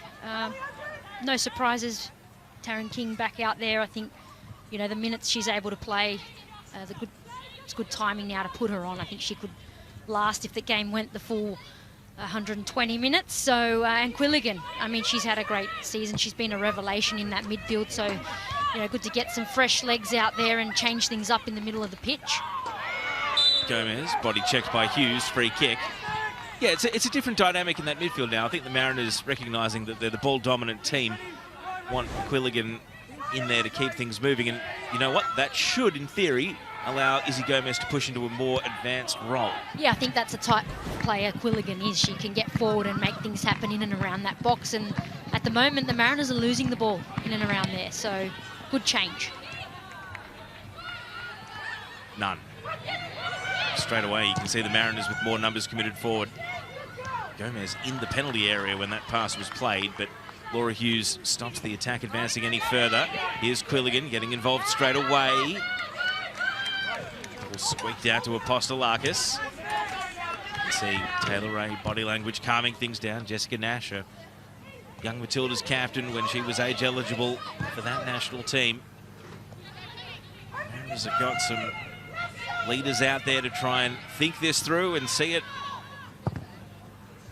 to what they hope will be a breakthrough goal. An hour gone, still scoreless. You couldn't have asked for a more entertaining scoreless game, quite simply. But a goal would change everything. Here's Gomez. Pennock.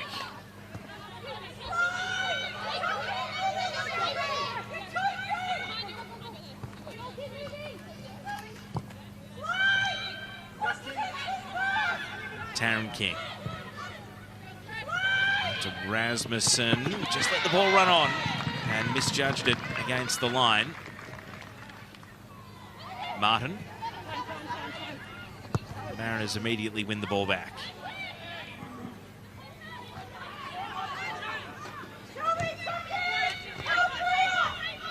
Taylor Ray looking for the run of Brooke Nunn. Mires out of her line and able to catch and do so without Nunn really able to challenge for the ball. So we've seen the Mariners change. How do you think City respond? At the moment, City, I guess, are just backing themselves and trying to transition and win the ball high and make things happen. The question is, will we see a couple of changes soon for City to change things up and try and throw the momentum their way? Carly Rossbacken. McMahon. Put Hughes into trouble. Gomez winning possession away. The Mariners are 3-on-2 if they're quick enough. Play through to Rasmussen! Just wide. Annalise Rasmussen, who did score at this venue back in November, not able to hit the target. It was a great chance here for the Mariners. Well won by Izzy Gomez in the middle. She plays out Rasmussen to the left and she just couldn't finish that on a tight angle there.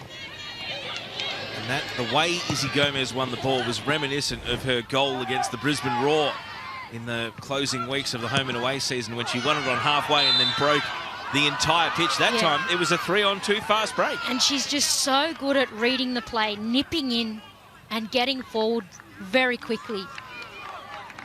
Riley Henry down after a collision here. Quickly able to bounce back to her feet. Here's another look at how she challenged Annabelle Martin. Martin, a former Melbourne Victory player from Mildura in rural Australia.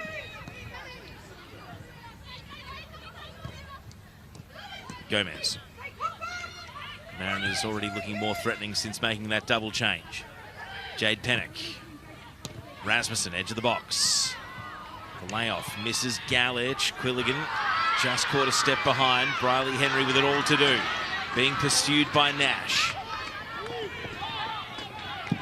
McMahon. Hughes. Gomez wins the ball back and now Nunn. Immediately shut down by Stott, the captain breaking through. Ball over the top, just holding up on the wind. Got to be dealt with by Ray. And possession coughed up. Davidson, edge of the box. Is this City's chance? Half-hearted shouts for handball, but play continues. McKenna, great footwork. Lots of Mariners in the road, and Gomez nicks in and wins it away again. Here it goes, Izzy Gomez. Who's on for the Mariners, and ultimately the apprehension has costed the ball. Rossbacken, and the flag is up. Listen to the groans as Briley Henry is trapped offside. Well, things are starting to open up now. Got to give massive credit to Briley Henry initially. She did so well to just hold the ball up and wait for support from her team to get forward, but Izzy Gomez once again reading that play and getting forward. If it wasn't for a bit of indecision there. Well, Bianca Galich is down with a knee concern. This was in the 25th minute. That was Lourdes Bosch with a hand to the face of Brooke Nunn, receiving a red card, and that is what has conditioned the game ever since, really. So, Bosch not just out for the rest of this game, but if City do advance to the grand final, she'll be suspended for that as well. And with this injury for Bianca Galich, both teams have formed huddles for a tactical discussion 20 minutes into the second half, and this is a concern here for Galich because the Mariners have just made a double change, and if they do have to make another one, you suspect of the available outfielders Tiana Fuller, Peter Trimmis and Blake Hughes, it could be the youngster Hughes, who has experience as a midfielder. There she is, warming up right now, along with the other two subs. Yeah, Hughes, the youngster, we saw her come on, and she's such a confident young player. You wouldn't think she is as young as she is, so a few good attacking options there for the Mariners. Peter Trimmis and Tiana Fuller wearing the number 12 on the shorts there. Fuller and Trimmis closer to the pitch, if you're not familiar with those two. Two excellent young attackers, both still in the young Matildas, and Hughes, the American, whose family moved to Australia. She's come through the Northern Tigers in NPL New South Wales. And there's the backup keeper, Teresa Morrissey, who was nearly called on in the first half when Sarah Langman was being treated, but Langman has looked largely unaffected since. And so Galich, such an important part of this Mariners team, looking a little proppy. Let's see if she can run this off or if they have to make a forced change. Yeah, slight limp as she goes off. Here's that counter-attack from Gomez. She plays out Rasmussen. You can see that angle there. I think Mira's had it covered well. Rebecca Stott nutmegged by the pass, but yeah, that behind the goal shot shows that it's a difficult finish there, isn't it? It was, yeah. Like I said, good goalkeeping from Mires to have those angles covered. Husband looking calm on the sideline though. Izzy Gomez stepping it up again. And play restarts with Bianca Galich's participation in the match still unclear.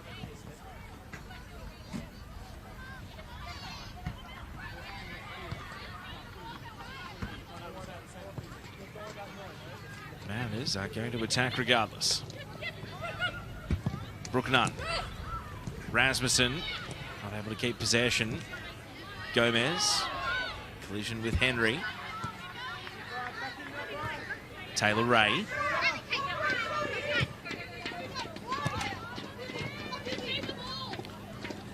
Well, the other question is, do you put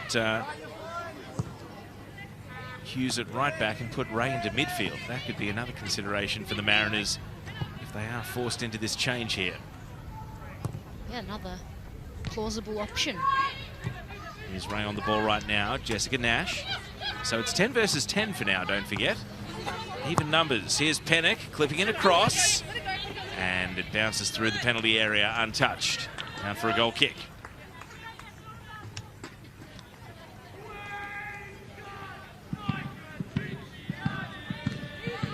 Leah Davidson, game number 91 of her career today.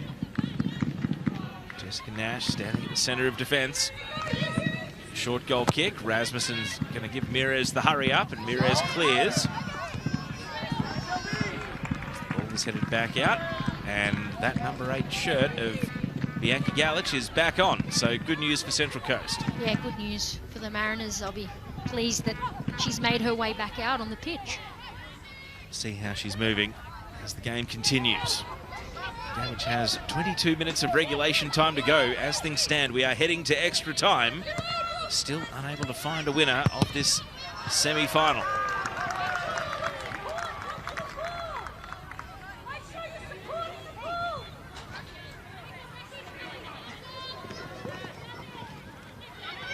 Throw-in bounces on. Taryn King. Sarah Langman.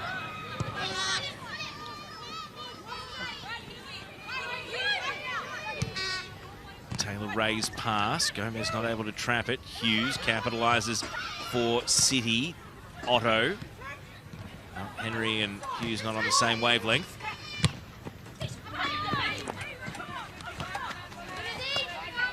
Gomez does well. Grabbing the shirt from Apostolakis, and it's going to be the first yellow card of the game. Apostolakis is in the book. Apostolakis just breaks up that attack there. Izzy Gomez did such great work here physically to win that ball back. She nips in front and Apostolakis takes it down. Unmissable with the grab of the shirt in the end. So Apostolakis returns to her position in defence, having to watch her step for the rest of the game. Just 18 years old, Apostolakis. Cross comes in, players lost it in the sun. Taylor Otto didn't, she cleared away. Second time ball could be on here for the Mariners though. Nash to Nunn. Rasmussen, knocked away by McMahon.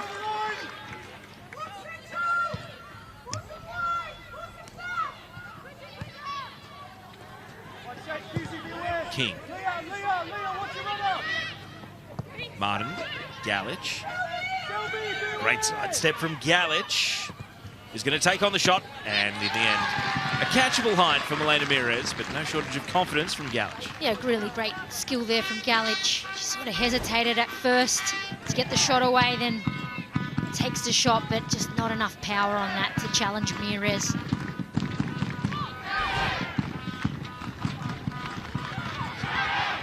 Long clearance. And Annabelle Martin gets the first touch. Ross Backen.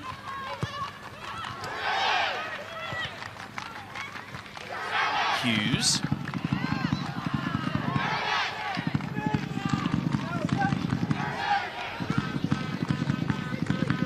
Nunn coming deep in the pitch. Trying to get an attack going with Rasmussen. Hoping for Pennock.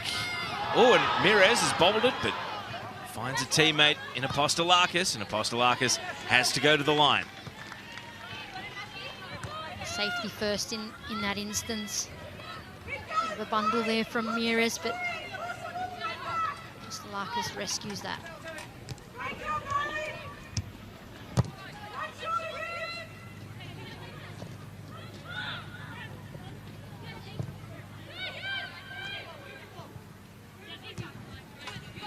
Tess Quilligan. Taylor Ray. Bit of a static scene ahead of the ball, and a pass that gives it back to City, but they've got so much to do to go the length of the pitch. McMahon, Henry read the bounce better. Barney Henry breaks out to the left.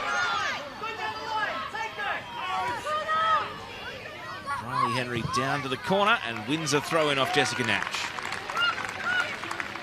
Really interesting, the Mariners have the upper hand here. They've got the possession. It's just they're quite static out there going forward at the moment. Sounds like trying to win a set piece might be one of the top priorities for Melbourne City here. You heard the shouts from their technical area during that last foray forward. And now they have a throw-in, which is a set piece of its own. They have scored a fair few goals during the season from set pieces, so they would fancy their chances. Henry. Apostolakis. Hughes chasing the ball as it drifted away from her. And now Shelby McMahon. Rebecca Stott. Pass through the middle, tough to control for Henry, but did so. Got some late contact, advantage given. Letitia McKenna. Two for company on the left. McKenna. Apostolakis.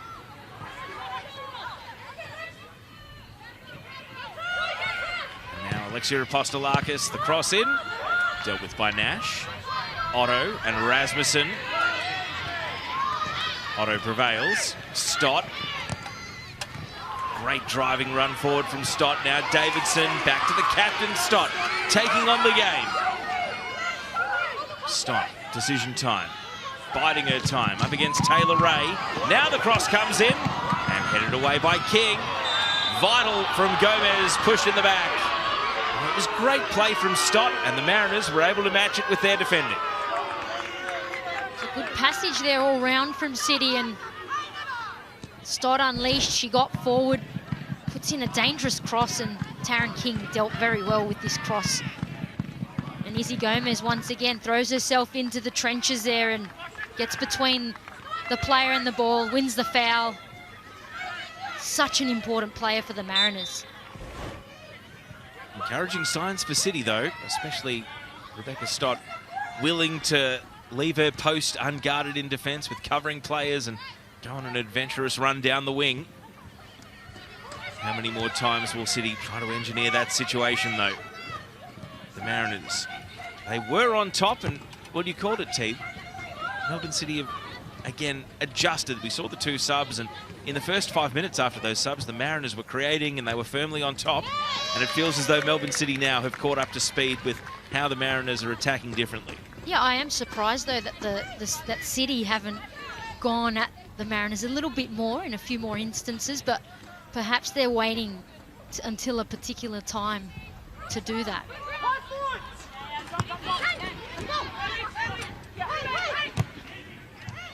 Rasmussen can't bring the ball under control, and that will run long to Mires. 15 minutes of the 90 to go in regulation time.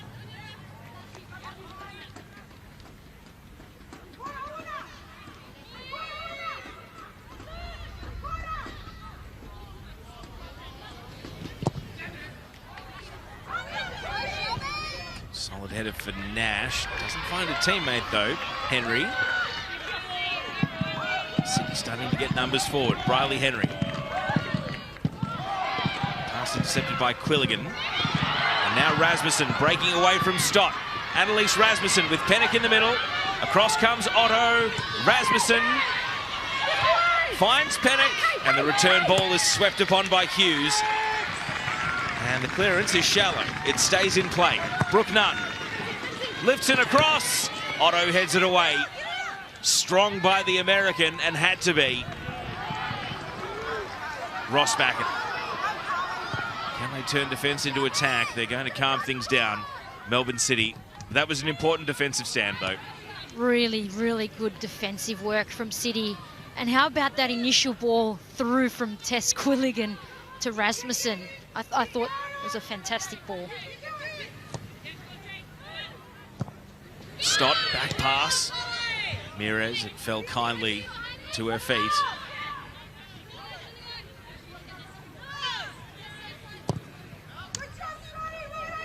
Mirez goes long onto the head of Taryn King. A little flick on by Gomez for a Melbourne City throw. And that's going to prompt activity on the sideline here. Mariana Speckmeyer is back in the Ninja A-League for the first time since the 30th of March. And Melbourne City are going to sub the sub. Shelby McMahon, who came on in the first 10 minutes for the injured Holly McNamara, leaves the game now in the 78th minute.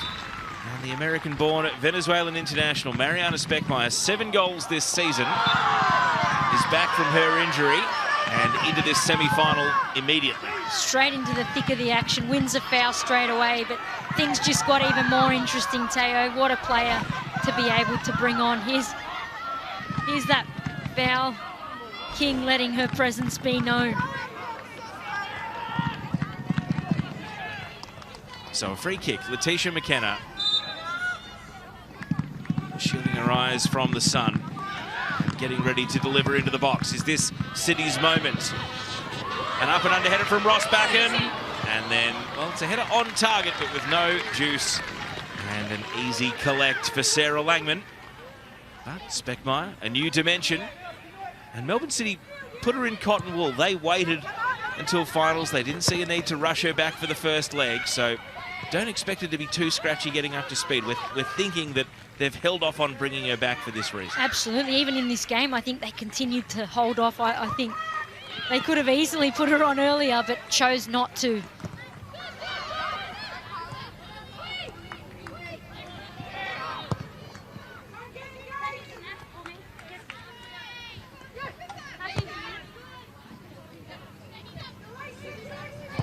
Taryn King out to the left.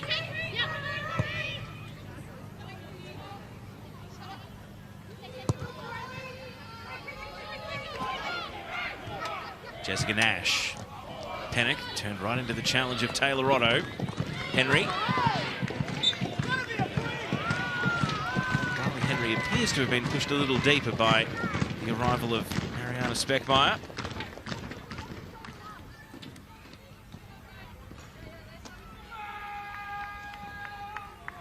So the Mariners are going to make a double change.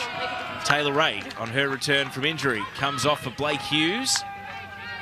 So the 17-year-old Hughes is on, and Annalise Rasmussen makes way, and Peter Trimmis is into the game. Another of the Mariners' young Matildas contingent. Trimmis with just the 1 goal this season. It's 10 games since scoring that goal on the 1st of February. Would love nothing more than to double her season tally. Coming on as an attacker here. And the Mariners already had a very short team with not too many players to aim for at set pieces. Rasmussen off for Trimmis means that they've got the Mosquito fleet out there, hoping that their speedsters can win them the game. Yeah, at this point in the game, the fatigue's set in, and it's opening up. So great time for a player like Peter Trimmis to come on and get forward and make things happen. And we knew Taylor Ray would have to make way possibly at some time, given her return from injury. Well, 80 minutes for Ray, and she leaves the game. Trimmis, first involvement, Gomez. Both teams think it's their throw. The assistant referee flags the Mariners' way. of course, it means the only outfielder still on the Mariners bench is Tiana Fuller. So the 16-year-old with 6 goals to her name in her first Ninja A-League season, still biding her time, perhaps to come on at a later point of this contest.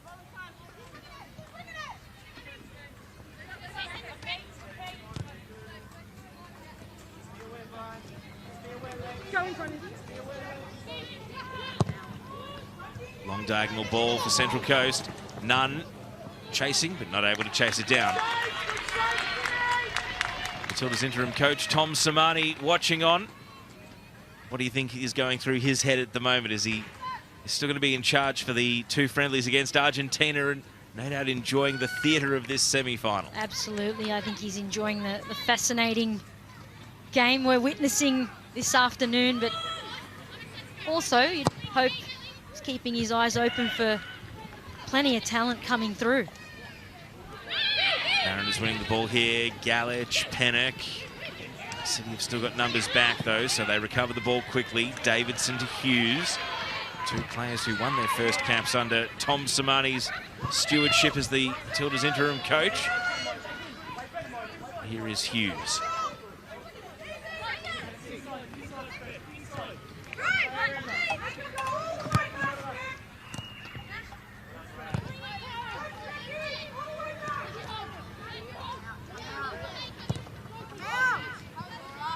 Martin ran up to a first-time pass and nearly shaped it in a way that Jade Pennock could run onto. Elena Mires up to the edge of the area to hold. Mires, I think, has been outstanding today. So proactive in her box. Half-volleyed clearance from King. And Trimmis was coming back from an offside position there. Can't fault the ambition of Trimmis, leaping for the header there against Taylor Otto. It's a 47th career game, Trimmis, only 18 years of age. So the extended Ninja A-League season means you can get a lot of match experience, even in your teenage years now.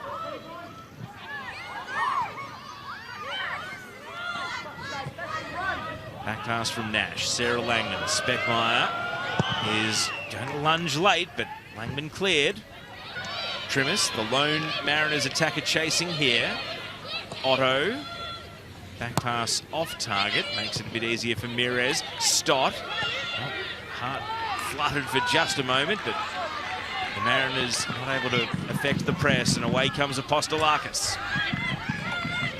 Riley Henry. Speckmeyer sprinting after the ball. Is able to run onto it and flashes it through the 6-yard box. Leah Davidson was the player arriving late. She's never scored for Melbourne City and only has 1 career goal, Davidson, but Speckmeyer's cross was looking for it. It was a great cross in, good pace on it, and Davidson bombing forward today. We saw her do it in the first leg as well. She be the one that breaks the deadlock. The Melbourne City crowd continue to chant and continue to hope that their team might be able to find a way to score and win this inside 90 minutes. McKenna, shut down by Gomez. And away goes Gomez. Look at the City midfielders sprinting after it. The pass, and Trimmis, not the touch that she was hoping for, and the attack breaks down.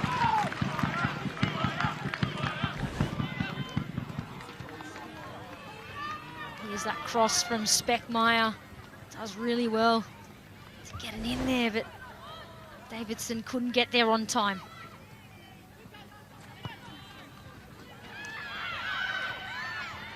City just starting to exert a bit of energy here, perhaps realising late in the initial 90 minutes that down a player, perhaps this is their best chance to win.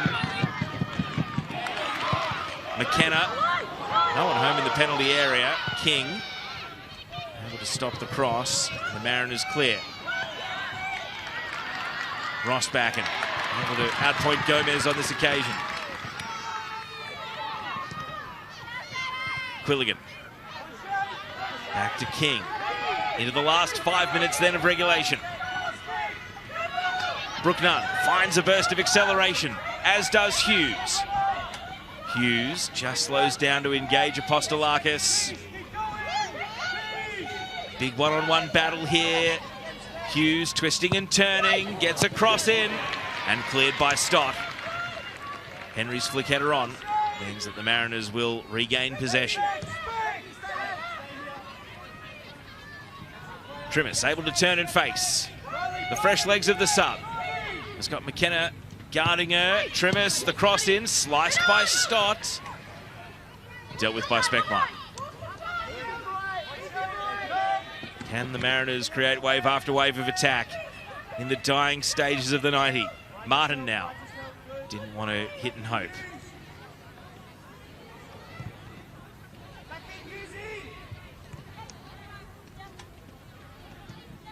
Quilligan.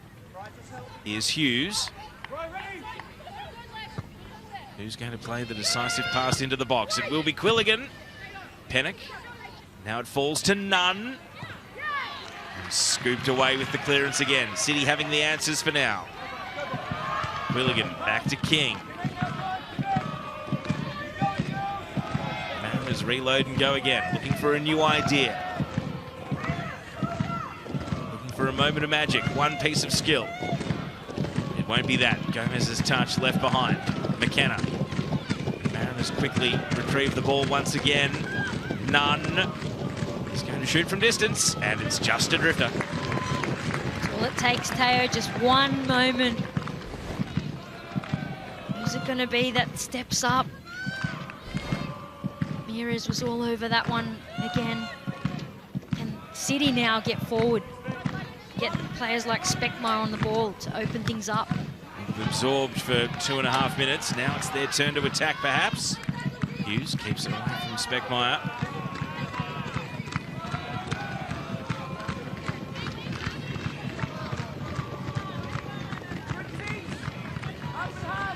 We haven't had anywhere near the length of delays in this second half compared to the first, where we had 8 additional minutes to end that half. Been a more conventional second half here. Hughes. After the Mariners took the ball off Speckmire, City want to trap it in their attacking half. Quilligan rises to the header. Now Ross Backen. That was trench warfare, just both teams hacking it back and forth, and eventually it falls to Langman.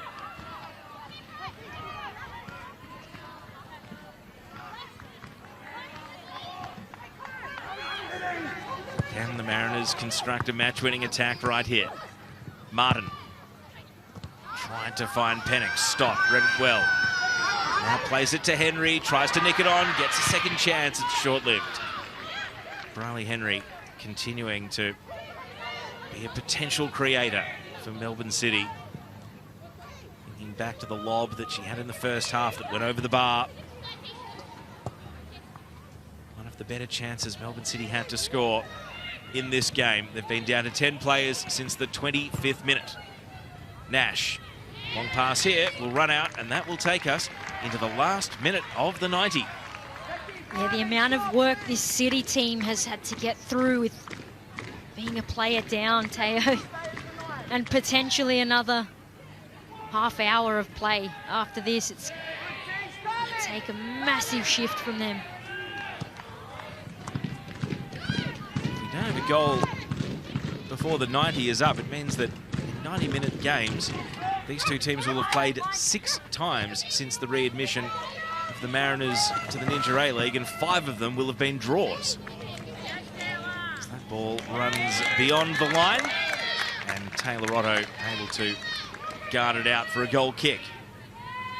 Just two teams that can't crack each other, which is fascinating.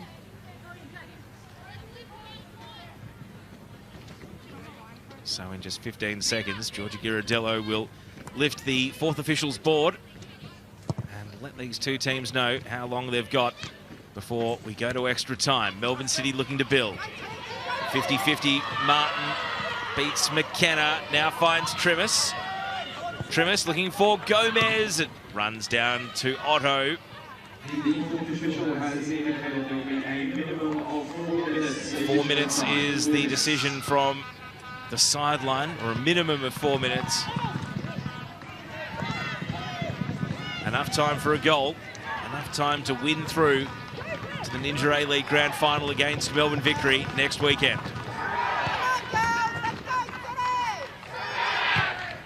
King.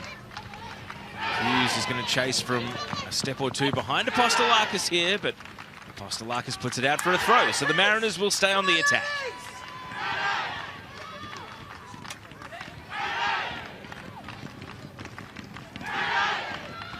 Apostolakis maybe just starting to feel pre-cramp rather than a full-blown cramp.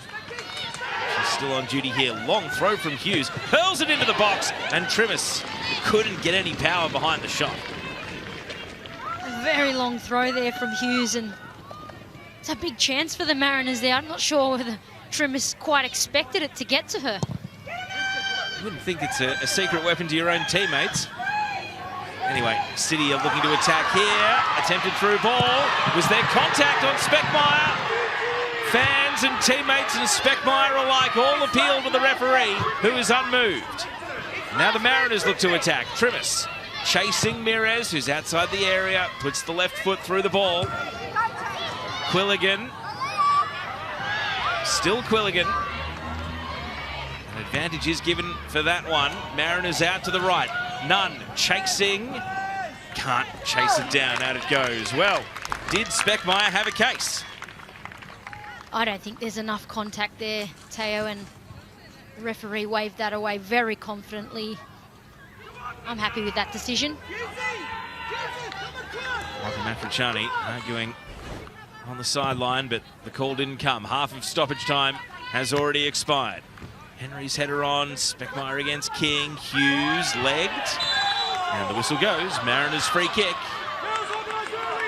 So do the Mariners have an attack here to win this game without the need for extra time and go through to the club's first ever Women's Grand Final.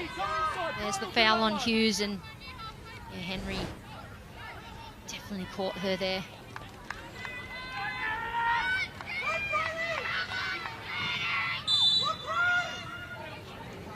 Nash takes the free kick short. Quilligan. McKenna trying to put off Nash. Might have done enough with the deflection there. Last minute of additional time then. Martin steers it out to the left, and that will be a goal kick. Galich wasn't expecting the pass. And how did Melbourne City manage this? Do they have an attack of their own? Mariana Speckmeyer's back, but yet to get a sighter on goal since being subbed on.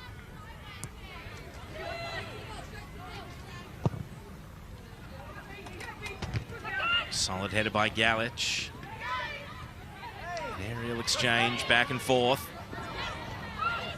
Gomez. City trying to drive forward. Only seconds left to play with. Speckmeyer. Nunn. Pushes it out towards Hughes. Hughes trying to flip the field. Trimis and Apostolakis. Mirez comes out of the line, and Mirez was decisive, clearing the ball away. Stoppage time expires, and you suspect that might be the last chance for either team before the whistle goes. And for the fifth time in 6 90-minute meetings between Melbourne City and the Central Coast Mariners, it's a draw. But today, there must be a winner. And this semi-final of the Ninja A-League is heading to 2 15-minute periods of extra time. If we still can't find a winner, it'll be penalties to work out who goes through to face Melbourne Victory in next weekend's Grand Final. A tense and compelling game, but no goals. Full time, Melbourne City 0, Central Coast Mariners 0, 2-2 on aggregate. And so both teams will go into their huddles and have a powwow, check on the health of players and assess who might need to come off.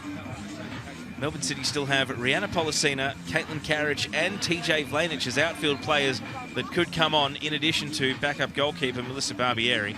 The Mariners still have Tiana Fuller and their backup goalkeeper Teresa Morrissey as unused subs. Teresa Polias. What a game. I mean, it just goes to show you don't necessarily need a goal to have fun. No, I mean, 0-0, but so entertaining, and we've reached extra time, unbelievably so. Both teams just unable to crack the other, and be an interesting half hour ahead of us. Let's take a look at some of the big incidents out of this game as both teams remain in their huddles. So this was in the first half. In the first 10 minutes, Laura Hughes' cross and Holly McNamara colliding with Sarah Langman. This led to a 7-minute delay as both players were treated. McNamara was subbed out. Langman was treated but able to continue in the game. McNamara is obviously now in doubt for the grand final if City make it due to potential concussion. We'll wait and see how that is diagnosed by the club. But, Teresa, sad that the young Matildas live wire had to leave the game so early, and it certainly took a dimension out of City's play. Yeah, it was one of the key events of the game so far, and really disappointing to see a player like Holly Mack have to make way, but yeah, player welfare has to come first in that instance. And then, in just the 25th minute, the moment that conditioned the rest of the game, Brooke Nunn and Lourdes Bosch in a spat, and the red card was out of the pocket of referee Molly Godsell as soon as she saw Bosch raise the hands to the face of Brooke Nunn. Yeah, tempers flared here, and Bosch just let her emotions get the better of her. It was a massive overreaction, and yeah, if City had to go on, she won't be in the grand final. It's extraordinary to think after the Sham Karmas Laney Fryer fight in the penultimate round of the home and away season. I mean, most players stay up to date with the league. They see what referees will do in that situation. Let's talk some numbers instead. Central Coast Mariners had 65% possession at halftime, 64% over the course of the 90. Any other numbers that jump out off the page at you there, Tim? No, pretty standard how we saw, it would go. I'm surprised City didn't have a few more goes going forward, but I think largely they've still controlled the tempo of the game. They've stayed back, and I think they've decided when the game opens up. Who wants penalties more? I guess who would be more confident in a penalty shootout if that's what it takes to decide who goes through to the grand final? Oh, I'd say the Mariners would be, given City's history on taking penalties even during this season. Would you like some penalty stats? Melbourne City, as we have the coin toss for the start of extra time. Melbourne City have not scored a penalty in the Ninja A-League this season. They've unsuccessfully taken 3. They have scored 1 in the Asian Women's Champions League, but also had 1 unsuccessful there. So they've been to the penalty spot 5 times this season, Melbourne City, and only scored 1 of them. The Mariners, by contrast, have taken 4 penalties this season, scoring 3 and having 1 saved. And I think from a psychological point of view and the way this game has gone, City will be very fatigued if they reach that point as well. But that is half an hour away. 2 15-minute periods of extra time plus stoppage. The Mariners having already brought Tess Quilligan, Taryn King, Peter Trimmis and Blake Hughes off the bench. They have 1 outfield sub remaining, Tiana Fuller. Melbourne City, by contrast, subbed on Shelby McMahon, then subbed her off for Mariana Speckmeyer, leaving Rihanna Policina, Katten Karich and TJ Vlanich all waiting in the wings. So they have no reason, I think, to fatigue City. If they want to make the changes, they've got 3 outfielders still available to them. They do, and a player like Rihanna Policina, I think she can come on and really just run the show out there. So perhaps we'll be seeing her in the not-too-distant future. Alexa Apostolakis is the only player on the pitch with a yellow card to her name as well. So if she was to see another yellow card, not only would she be sent off, she'd be suspended for the grand final as well, which is the case for Lourdes Bosch. So, set to go at the start of extra time in this second leg of the Ninja A-League semi-final second leg. And Melbourne City kickoff attacking to the right of your screens at the start of extra time. Still 0-0 on the day, still 2-2 on aggregate. And Melbourne City looking to attack straight from kickoff. Mariana Speckmeyer. Blocked pass. Hughes. Gallage stuck in a 1-on-2. Letitia McKenna. And the shot is blocked by King. All important there from King. It runs out for a corner, but Melbourne City seemingly catching the Mariners a bit cold from kickoff. A bright start here for City. They'll be happy with the corner here. Loose ball here, and McKenna does well to double team Galich and get the shot away. And we saw Melbourne City hunting for set pieces at the end of the 90 minutes. Letitia McKenna on corner taking duty here. Can she find a teammate? Mariners players shielding their eyes from the sun. There's the byplay in the area. It's a flat corner. And that suited the Mariners just fine. Cleared away by Jessica Nash.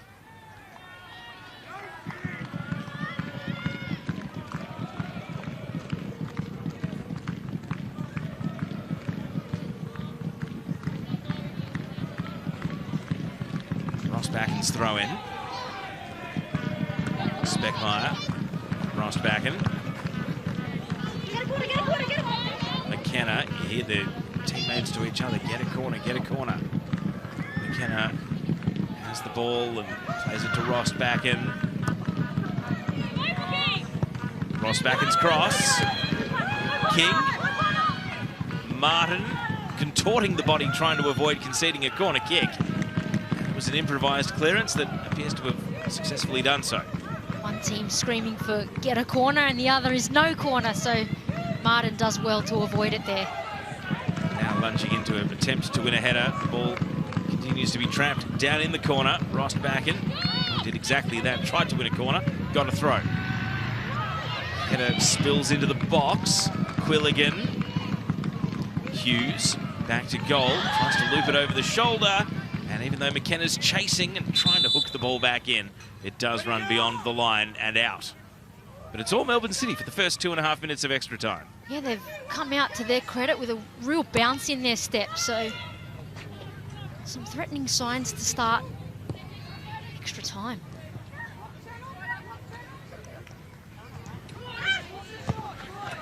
Nash to Martin. McKenna. Looping ball, King. Quilligan.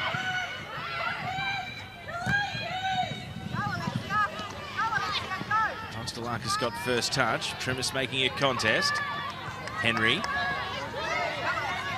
Tostalakis hard against the line, wins a throw-in.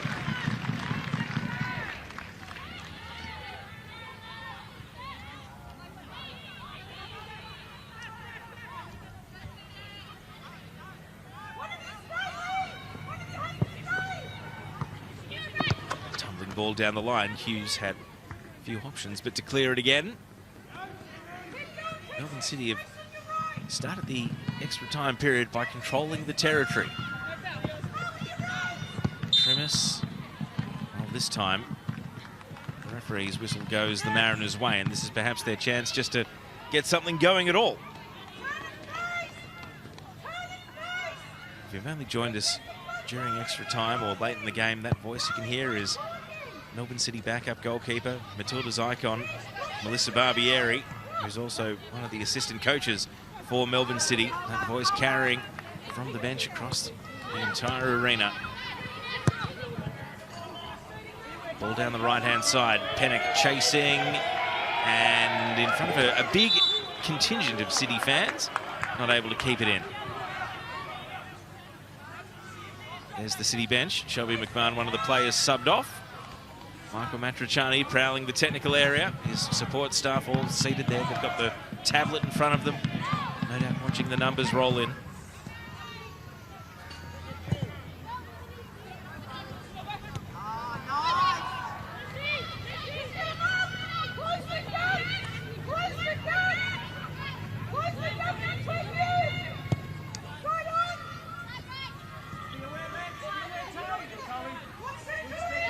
Pressure on the ball carrier at all in the defensive half of the Mariners, but as soon as they go forward, the situation changes. Gomez is down and sore.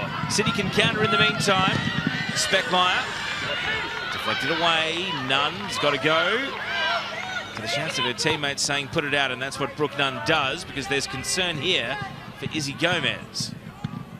Question is it cramp or is it even more? It looks as though if you're going to stretch it, it's only cramp. Definitely looks like cramp, and I mean, you can think of the workload she's gotten through in this game, and definitely cramp at this stage. And the only remaining Mariners outfield sub is Tiana Fuller, so far from a like for like. And they will do everything they can, the Mariners, to keep Gomez on the pitch. Here's another look at how this passage of play turned out. Rebecca Stott won the ball away. And, Gomez was down for the count. Yeah, any little movement can trigger a cramp at this stage when you're so fatigued. Very, very painful.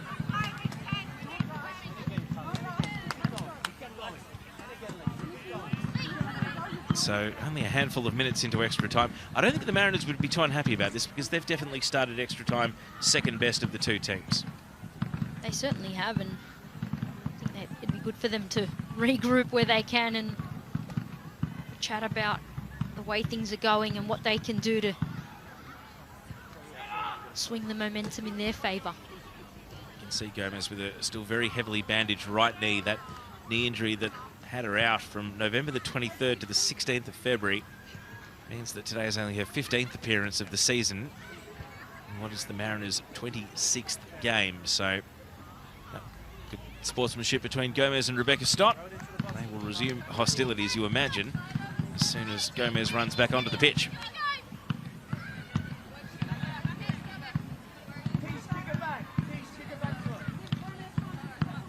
The politics of who gets the ball back here, because it was the Mariners who put it out, and Melbourne City are going to give it back. Good sportsmanship all round.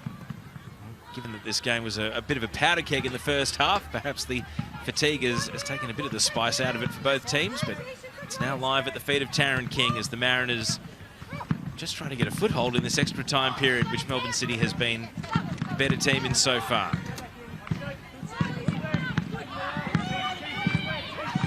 Jessica Nash, Blake Hughes.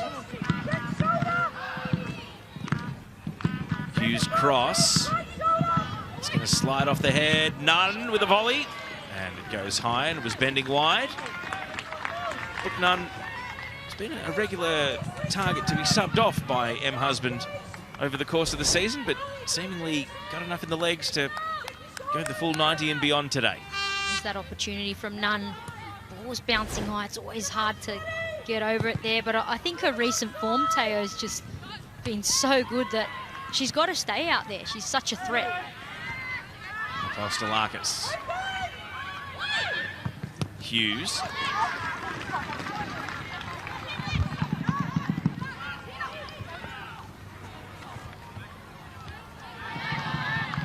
Apostolakis.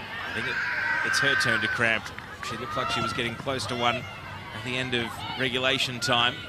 City are attacking in the meanwhile. Speckmeyer off the head of Nash. Langman's going to have to hustle to prevent a corner here, and she can't. Corner kick coming up for Melbourne City. And Apostolakis remains down.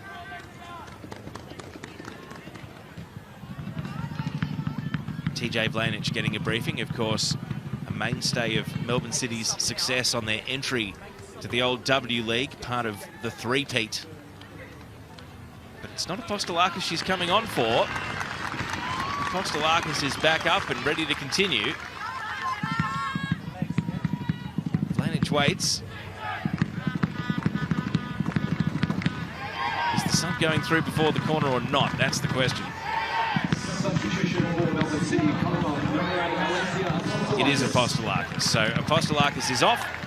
And Blanich is on, and they're waiting to make this sub before taking the corner. So Alexia Apostolakis, the only player who did have a yellow card to her name, leaves the match in the 100th minute, and on comes the veteran Blanich, 34 years old, for her 110th appearance in the Ninja A-League.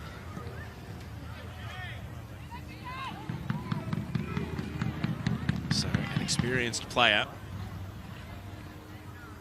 She's running on to take the corner. There you go. That is a specialised substitution. Running all the way from the bench to the corner, and her first touch of the ball might be so important if she can find a teammate here.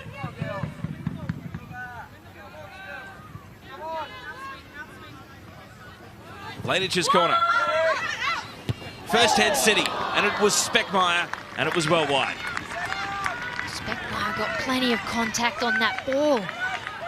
Just couldn't direct it to goal. You can see why Vlanich was subbed on for this corner. She lost her marker there, Speckmeyer, and goes wide. A reminder of what City might be capable of at a set piece, though.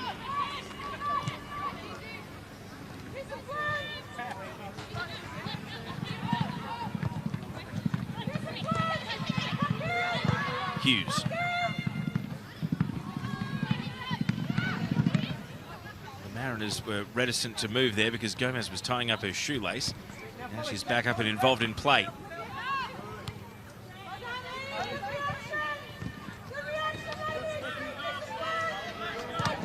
Nash. Otto heads away. Trimis. Quilligan. And an uncontested collect for Milena Mires. Whose thoughts, like any goalkeeper during extra time, will no doubt be drifting towards penalties. Melbourne City have faced just the three penalties this season.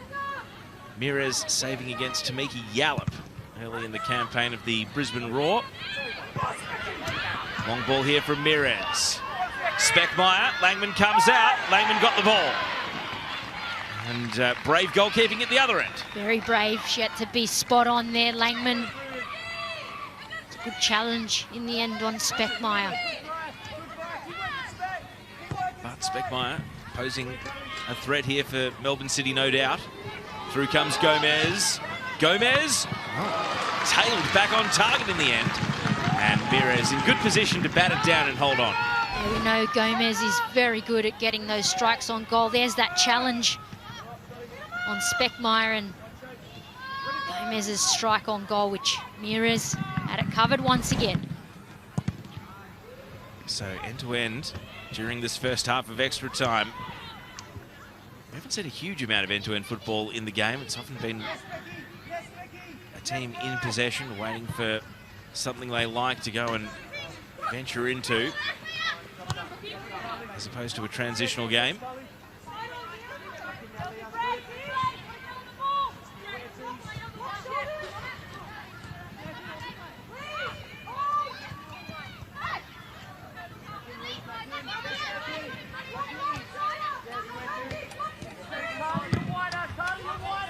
Ball out to the left for Nunn, who keeps it in. Brooke Nunn running at Rossbacken. And Rossbacken stand-up defending and fouled for her trouble. Really good play, Carly Rossbacken.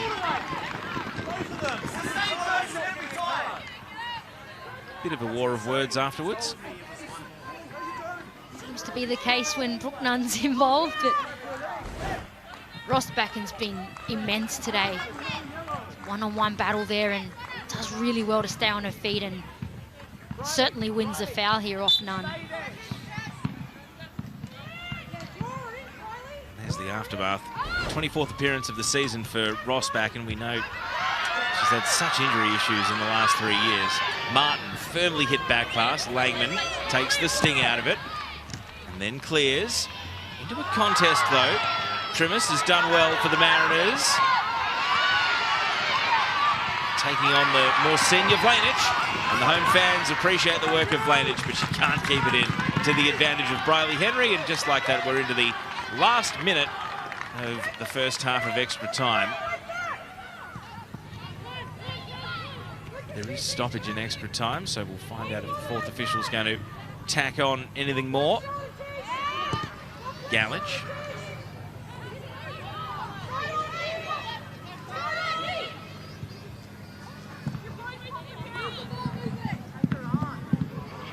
Bianca Galich. King. Nash. Mariners just drifting, meandering forward. City sitting deep. Annabelle Martin. Long ball, Mires. Didn't take it cleanly, and that forces a clearance. And interestingly, 3 additional minutes for a 15-minute first half of extra time. That's reflecting some of the stoppages for cramp in the subs. Quilligan puts a foot on the ball, and the Mariners win it back high. Trimis, the scoop shots. Even though it's on target, it's a comfortable save for Milena Mires. Good opportunity there for Trimmers to get a shot on goal, and not enough power on that to beat Mires today.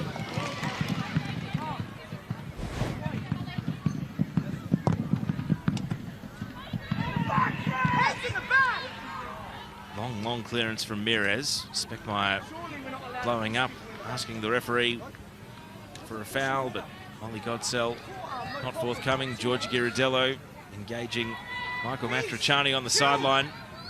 1 of 3 additional minutes is ticked by in the first half of extra time.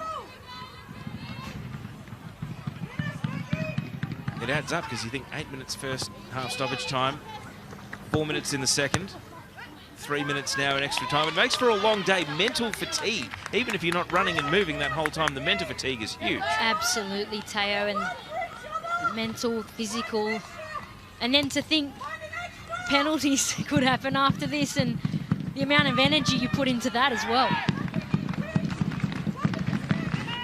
Which team is the more committed to winning it without the need for penalties? King's long ball, Pennock's flick header, flag up, Trimmers offside.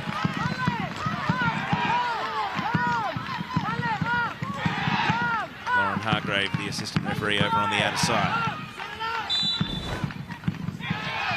And a good call. Good call there, Trimmers well offside. Mires goes for distance again. Nash with the header. City second ball. Henry just waited for it to bounce and calm down, but is now being corralled further and further away from the penalty area by Hughes.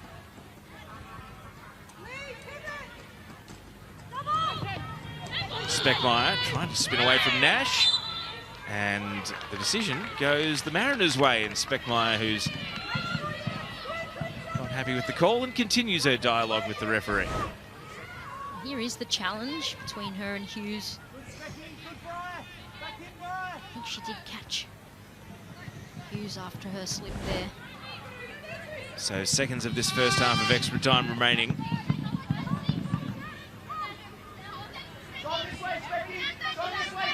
Billigan.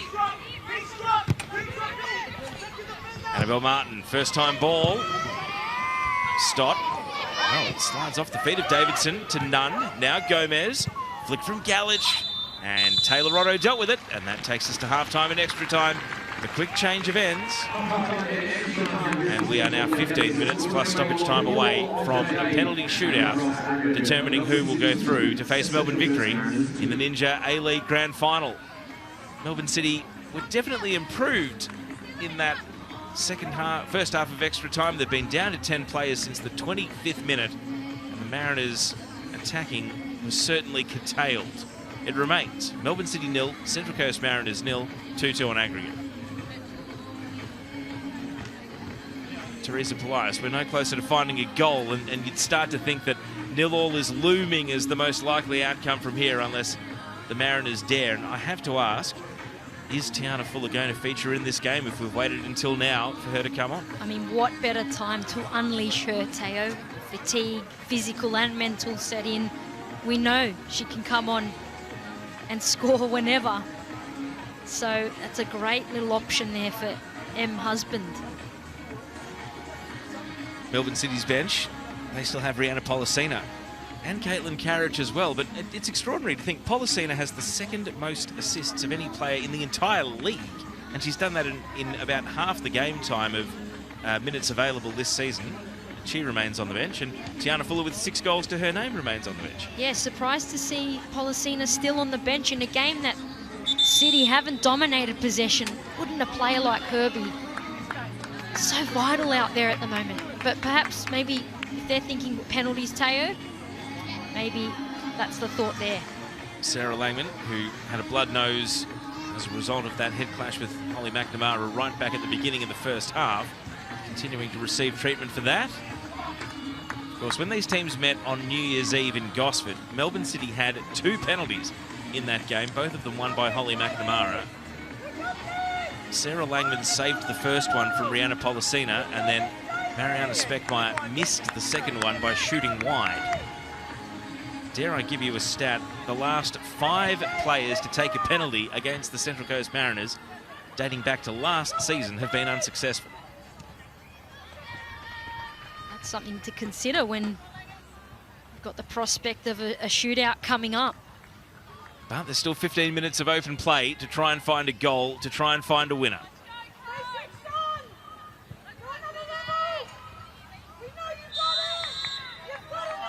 Second half of extra time underway. 15 more minutes, and if we can't find a winner, penalties will determine who goes through to the Ninja A-League Grand Final. Of course, the Mariners went to penalties last season in the elimination final against Melbourne Victory and won with Casey Dumont, their goalkeeper that day.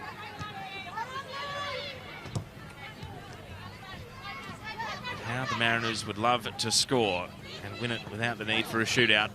They've been up a player due to a Lourdes Bosch red card since the 25th minute of the match. Davidson. Through jumps Gomez, rejuvenated after receiving attention from the trainers during the change of ends. Brooke Nunn. Nunn cuts onto her right and shoots and draws a good save out of Melena Mires behind for a corner.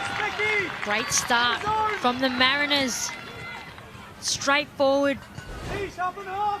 Gomez on the ball, gives it to Nunn. A really, really good shot there, challenging Mires, but once again, Mires steps up.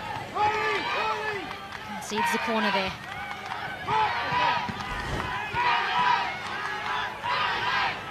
The Mariners, travelling fans, finding their voice. Annabelle Martin's corner. In swinger, dealt with at the near post, and sliding along the line. Martin keeps it in. The shot's on here for Nash. And it drifts harmlessly out. Saw Jessica Nash take on a long shot in the first half of regulation, and there we go. Tiana Fuller is going to feature in this semi-final. Just getting a final little briefing there from one of the assistant coaches. And it is Brooke Nunn who is running over to the sideline. Leah Davidson has cramped just a minute into the second half of extra time here. So Brooke Nunn comes off. What a massive shift from Brooke Nunn, by the way. I mean, a player who's been regularly subbed off before the 90 has gone well beyond that today. Yeah, definitely put a massive shift in. Had a great game, and just her presence out there, I think, is what the Mariners needed in a game like this. Now, Leah Davidson was receiving a massage during the change of ends, and it appears that it hasn't been able to do the magic. There's Tiana Fuller coming on, still only 16 years old, 6 goals in 21 games in her first season of Ninja A-League. There's Leah Davidson. Doesn't look too worried, and neither does the physio, so are they going to have to make a sub, or will Davidson be able to load up and continue?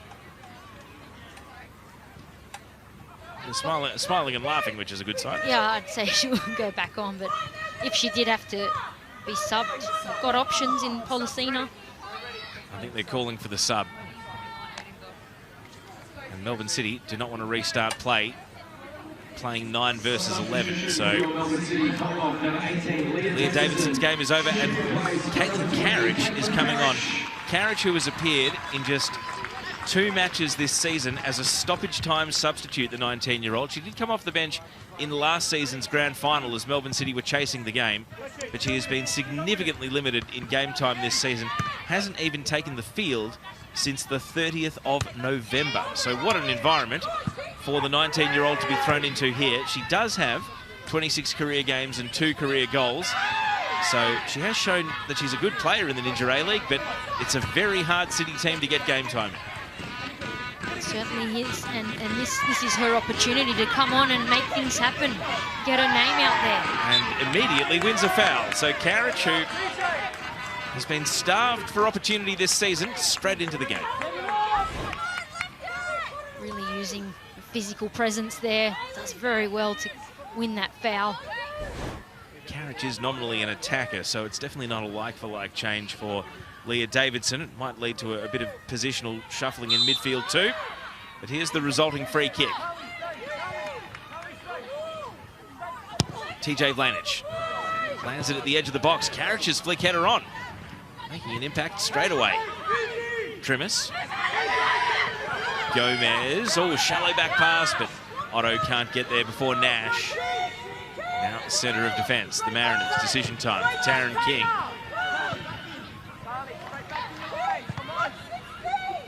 Martin.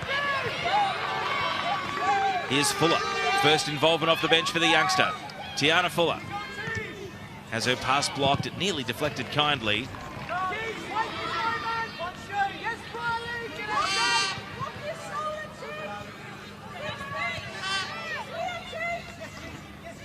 Quilligan.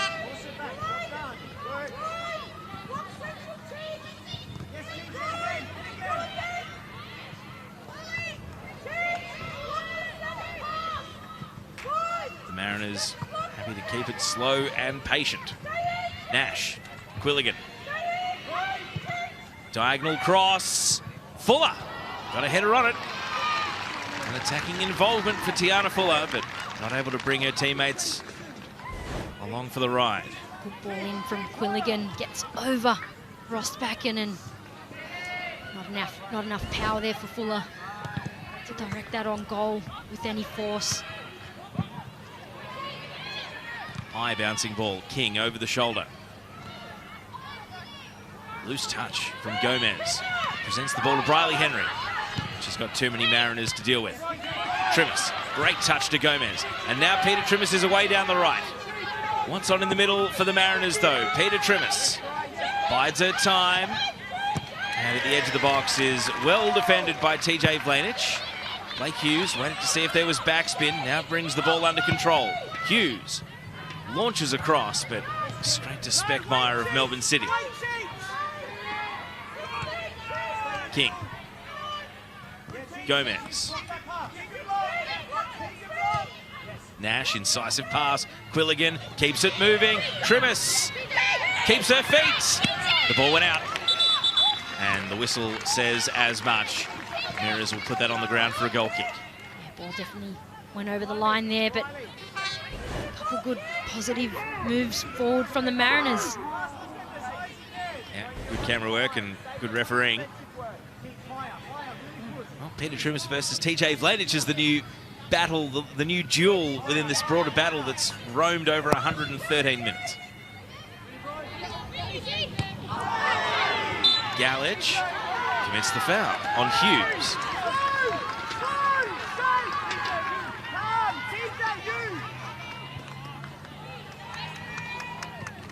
Taylor Otto and Rebecca Stott both sent forward immediately, so Melbourne City showing no apprehensions to attack at a dead ball situation where they can get their tall targets forward.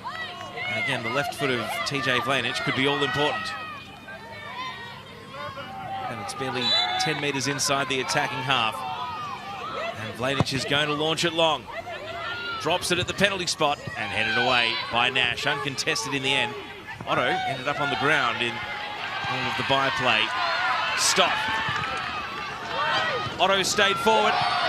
And the flick header breaks towards the goalkeeper rather than Speckmeyer. Taylor Otto, an aerial threat. 3 goals in 25 games this season. Quilligan. Ball over the top. Gomez. Pennock making a run.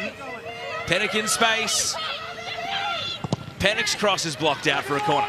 Well played, Taylor Otto. Very well defended there from Otto, but good link-up play there between Pennock and Gomez.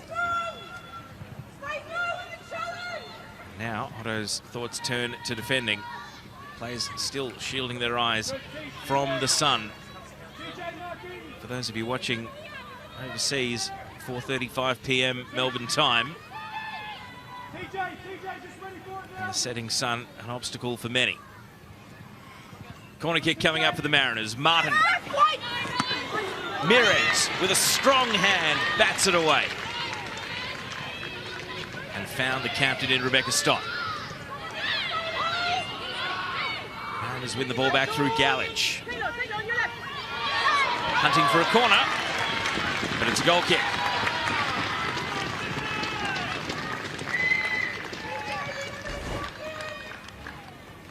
challenge on Galich, and yeah, Hughes does well to deflect that off Galich there.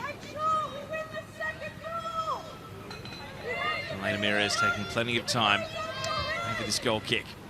No thoughts of a short goal kick now. All about going for distance. Mires puts it into the attacking half. Flick headed by Speckmeyer. Carriage. Henry. Scooped pass. McKenna. And a foul. A free kick against Gomez. And a mid-range free kick. And listen to the crowd rise. They know this is a good chance for Melbourne City. Well, we've seen City score off set pieces from this range. Here's the foul, and the tug on Henry's jersey there. Well, we saw a long-range free kick scored up in Gosford. Looks as though this is going to be one looking for the head of a teammate, TJ Blanich. He's just calling over Letitia McKenna and saying, do you want to have a look? McKenna says, no, I'm going to leave it with you. Big moment for Melbourne City. Blanich's free kick. Langman rises and is fouled on the way down. The ball spilled out, but Langman was fouled. And she's quick to tell her teammates that it's not too serious, maybe just winded. Heavy fall there.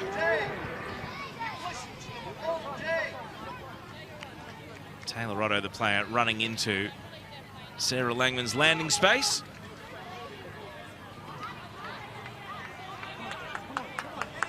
Langman's back on her feet, on her haunches for now. It's a heavy landing though, isn't it? It is. It's a heavy one.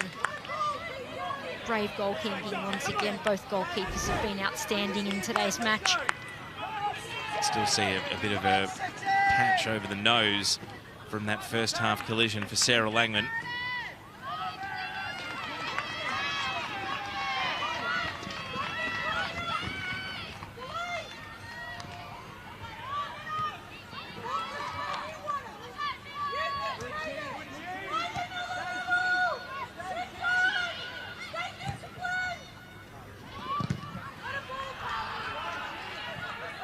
Forth between the two defences. King turns and plays it back to Langman. 3 minutes of the 120 plus stoppage to go. Are we going 0-0 wire to wire in this second leg? Quilligan. Hughes. Taking on Henry at the edge of the box. Blake Hughes, and Henry defended it well. Does have experience as a wing-back, Riley Henry, and concedes a corner. Blake Hughes been great since she's come on, gotten forward, hasn't been afraid to go 1v1 and has earned a corner. And again, players have to shield their eyes from the sun as Annabelle Martin steps out her run-up to this corner kick. Mariners going for it here at the corner. Otto first head, and seemingly Jessica Nash second touch. And indeed the referee agrees, and Nash gets up inquiring as to why it's a goal kick, but it did appear to hit Nash after it glanced off Otto. Here it is, the replay. It definitely hit Nash. It's the big pack of players aimed for, but ultimately the American centre-back Taylor Otto does enough to get Melbourne City out of that situation.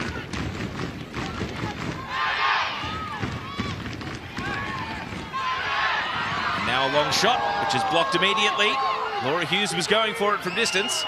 Taryn King absorbed the impact, and Langman puts it out for a throw, and King is now down as a result. It's been a very start-stop extra time period. Taryn King, no need to call the trainer, seemingly all right to continue. Now the Mariners' thoughts must turn to defence. Last minute of the 120, and the fourth official will show us stoppage time.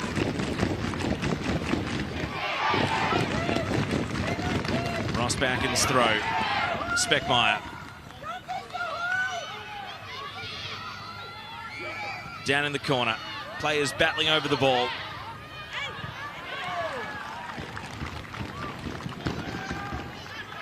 Melbourne City retained possession. 2 balls on the pitch. Lanich will, get that one and clear it away. And that's not a match ball either. That's come from either a spectator or something going on one of the other pitches.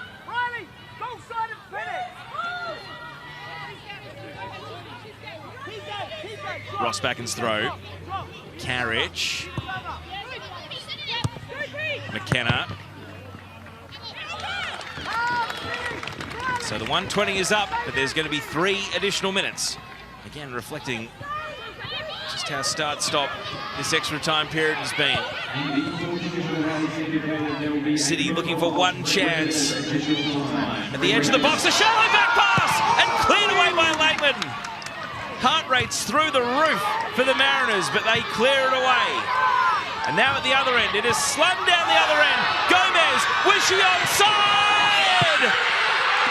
The Mariners are going to the grand final, and Izzy Gomez is their hero. Well, it was risky stuff down one end, and they got the breakaway, and who was it going to be? Izzy Gomez finishes it beautifully for the Mariners. The flag stayed down, and Gomez with a lob. In stoppage time of extra time, Melbourne City will be on a wing and a prayer. It was nearly disaster at one end. It ended up as a goal at the other. Well, hat off to Langman. She was on song there and aware. Trimmers gets the chip over the top. I mean, the picture tells a stunning story. It does, Teo. Flag stayed down though. Izzy Gomez finished it. Well, Melbourne City need a 1 in a million scenario.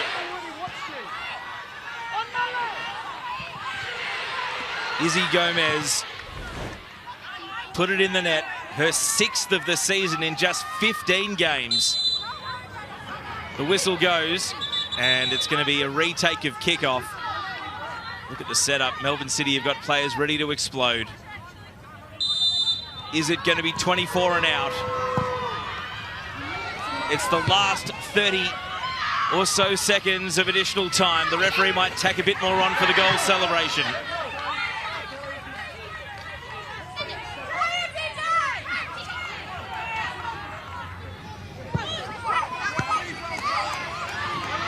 Otto. Nash clears. Vlanich takes the ball. Vlanich. Knocked down at the edge of the box. Speckmeyer runs wide. Langman holds. Langman drags it to ground. And stoppage time will expire. Melbourne City's undefeated season about to expire as well. 23 home and away games in the first leg of the semi-final without defeats. Gomez, the goal scorer. Hooked around the corner by McKenna. Snapping at the ankles of Speckmeyer. Free kick given. And there is still hope for City. There is, Teo. They'll throw everything at this. They'll get pretty much everyone forward here.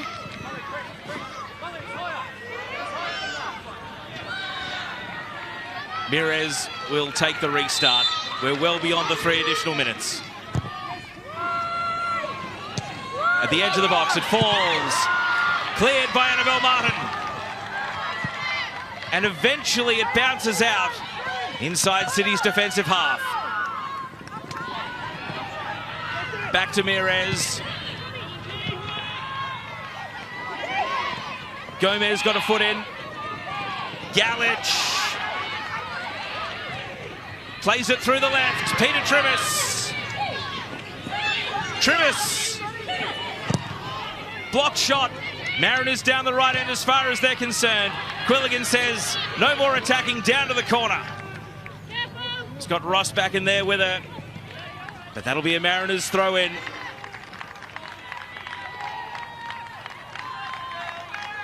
Players shouting at the ref, how long to go, how long to go? We're almost 2 minutes beyond the allocated 3.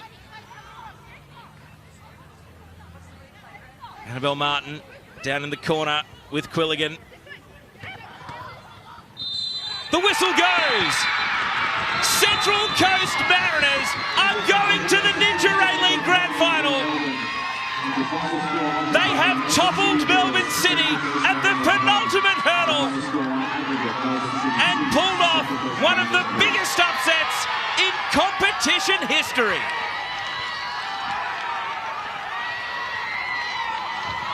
What a season for the Mariners. What a season for Izzy Gomez, the goal scorer. And in stoppage time of extra time, the Mariners win it.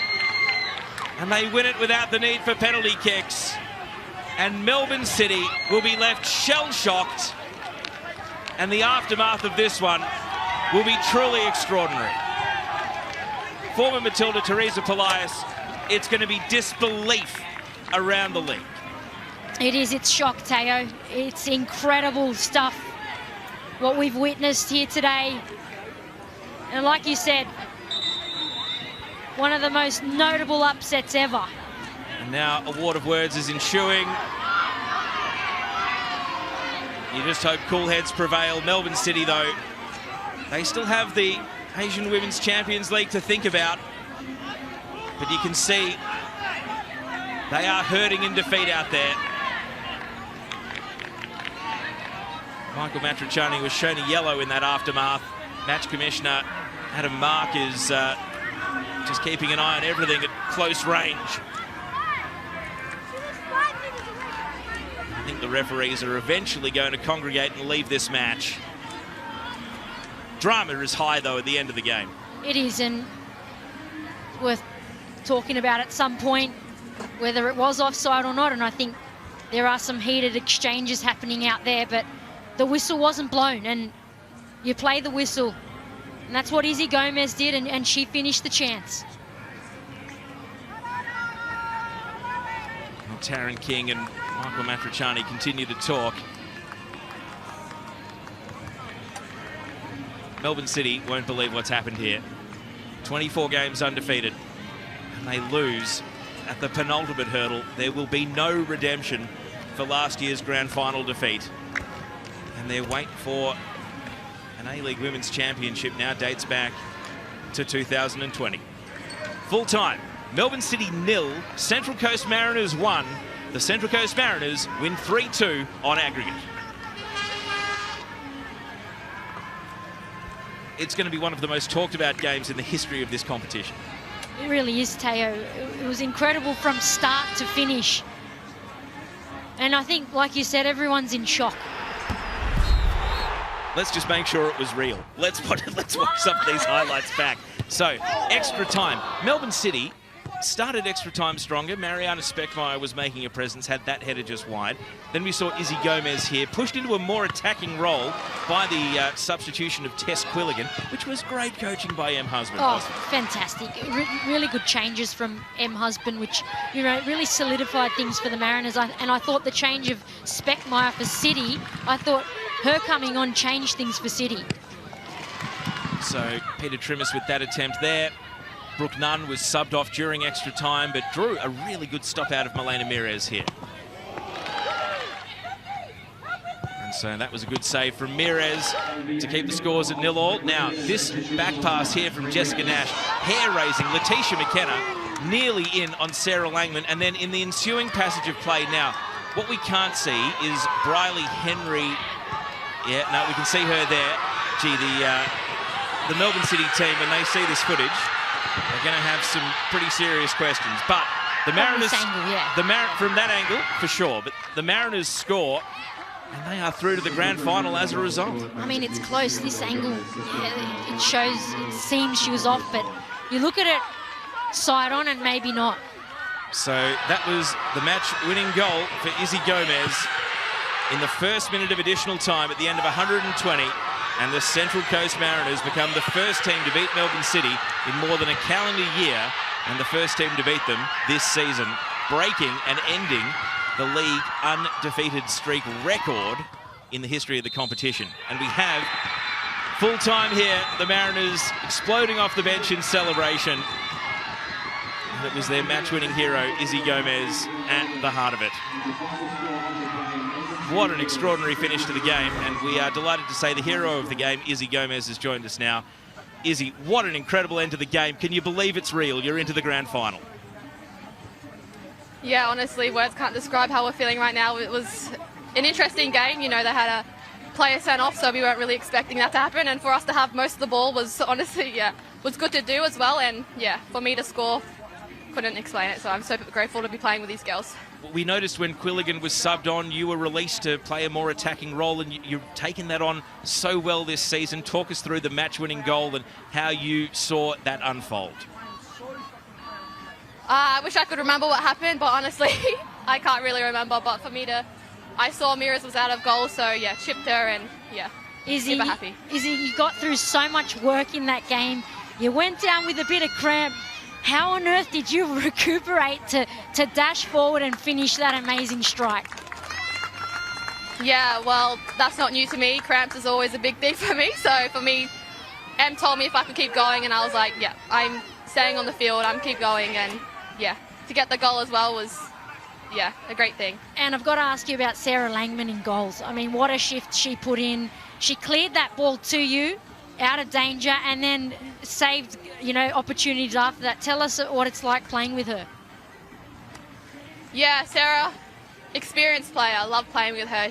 Her knowledge, her hands, like everything about her. No wonder she's got Player of the Player award. So yeah, tops to her. And you've got a grand final to look forward to. Your season continues for one more week. What does it mean to you and the group that you will get to play for that trophy at Amy Park next weekend? Yeah, from last year to, you know, obviously not making it to the grand final, but this year we've got the chance. So yeah, we're looking forward to it. We're switched on, and yeah, we're super ready. Congratulations on your performance. Enjoy the week, and thanks for joining us. Thanks so much. Thank you to Izzy Gomez joining us there, the match-winning goal scorer, and Teresa Polias. Let's talk about her game, because she's combative, she's fearsome in midfield. Gee, she had one moment where she really ironed out an opponent as well that didn't quite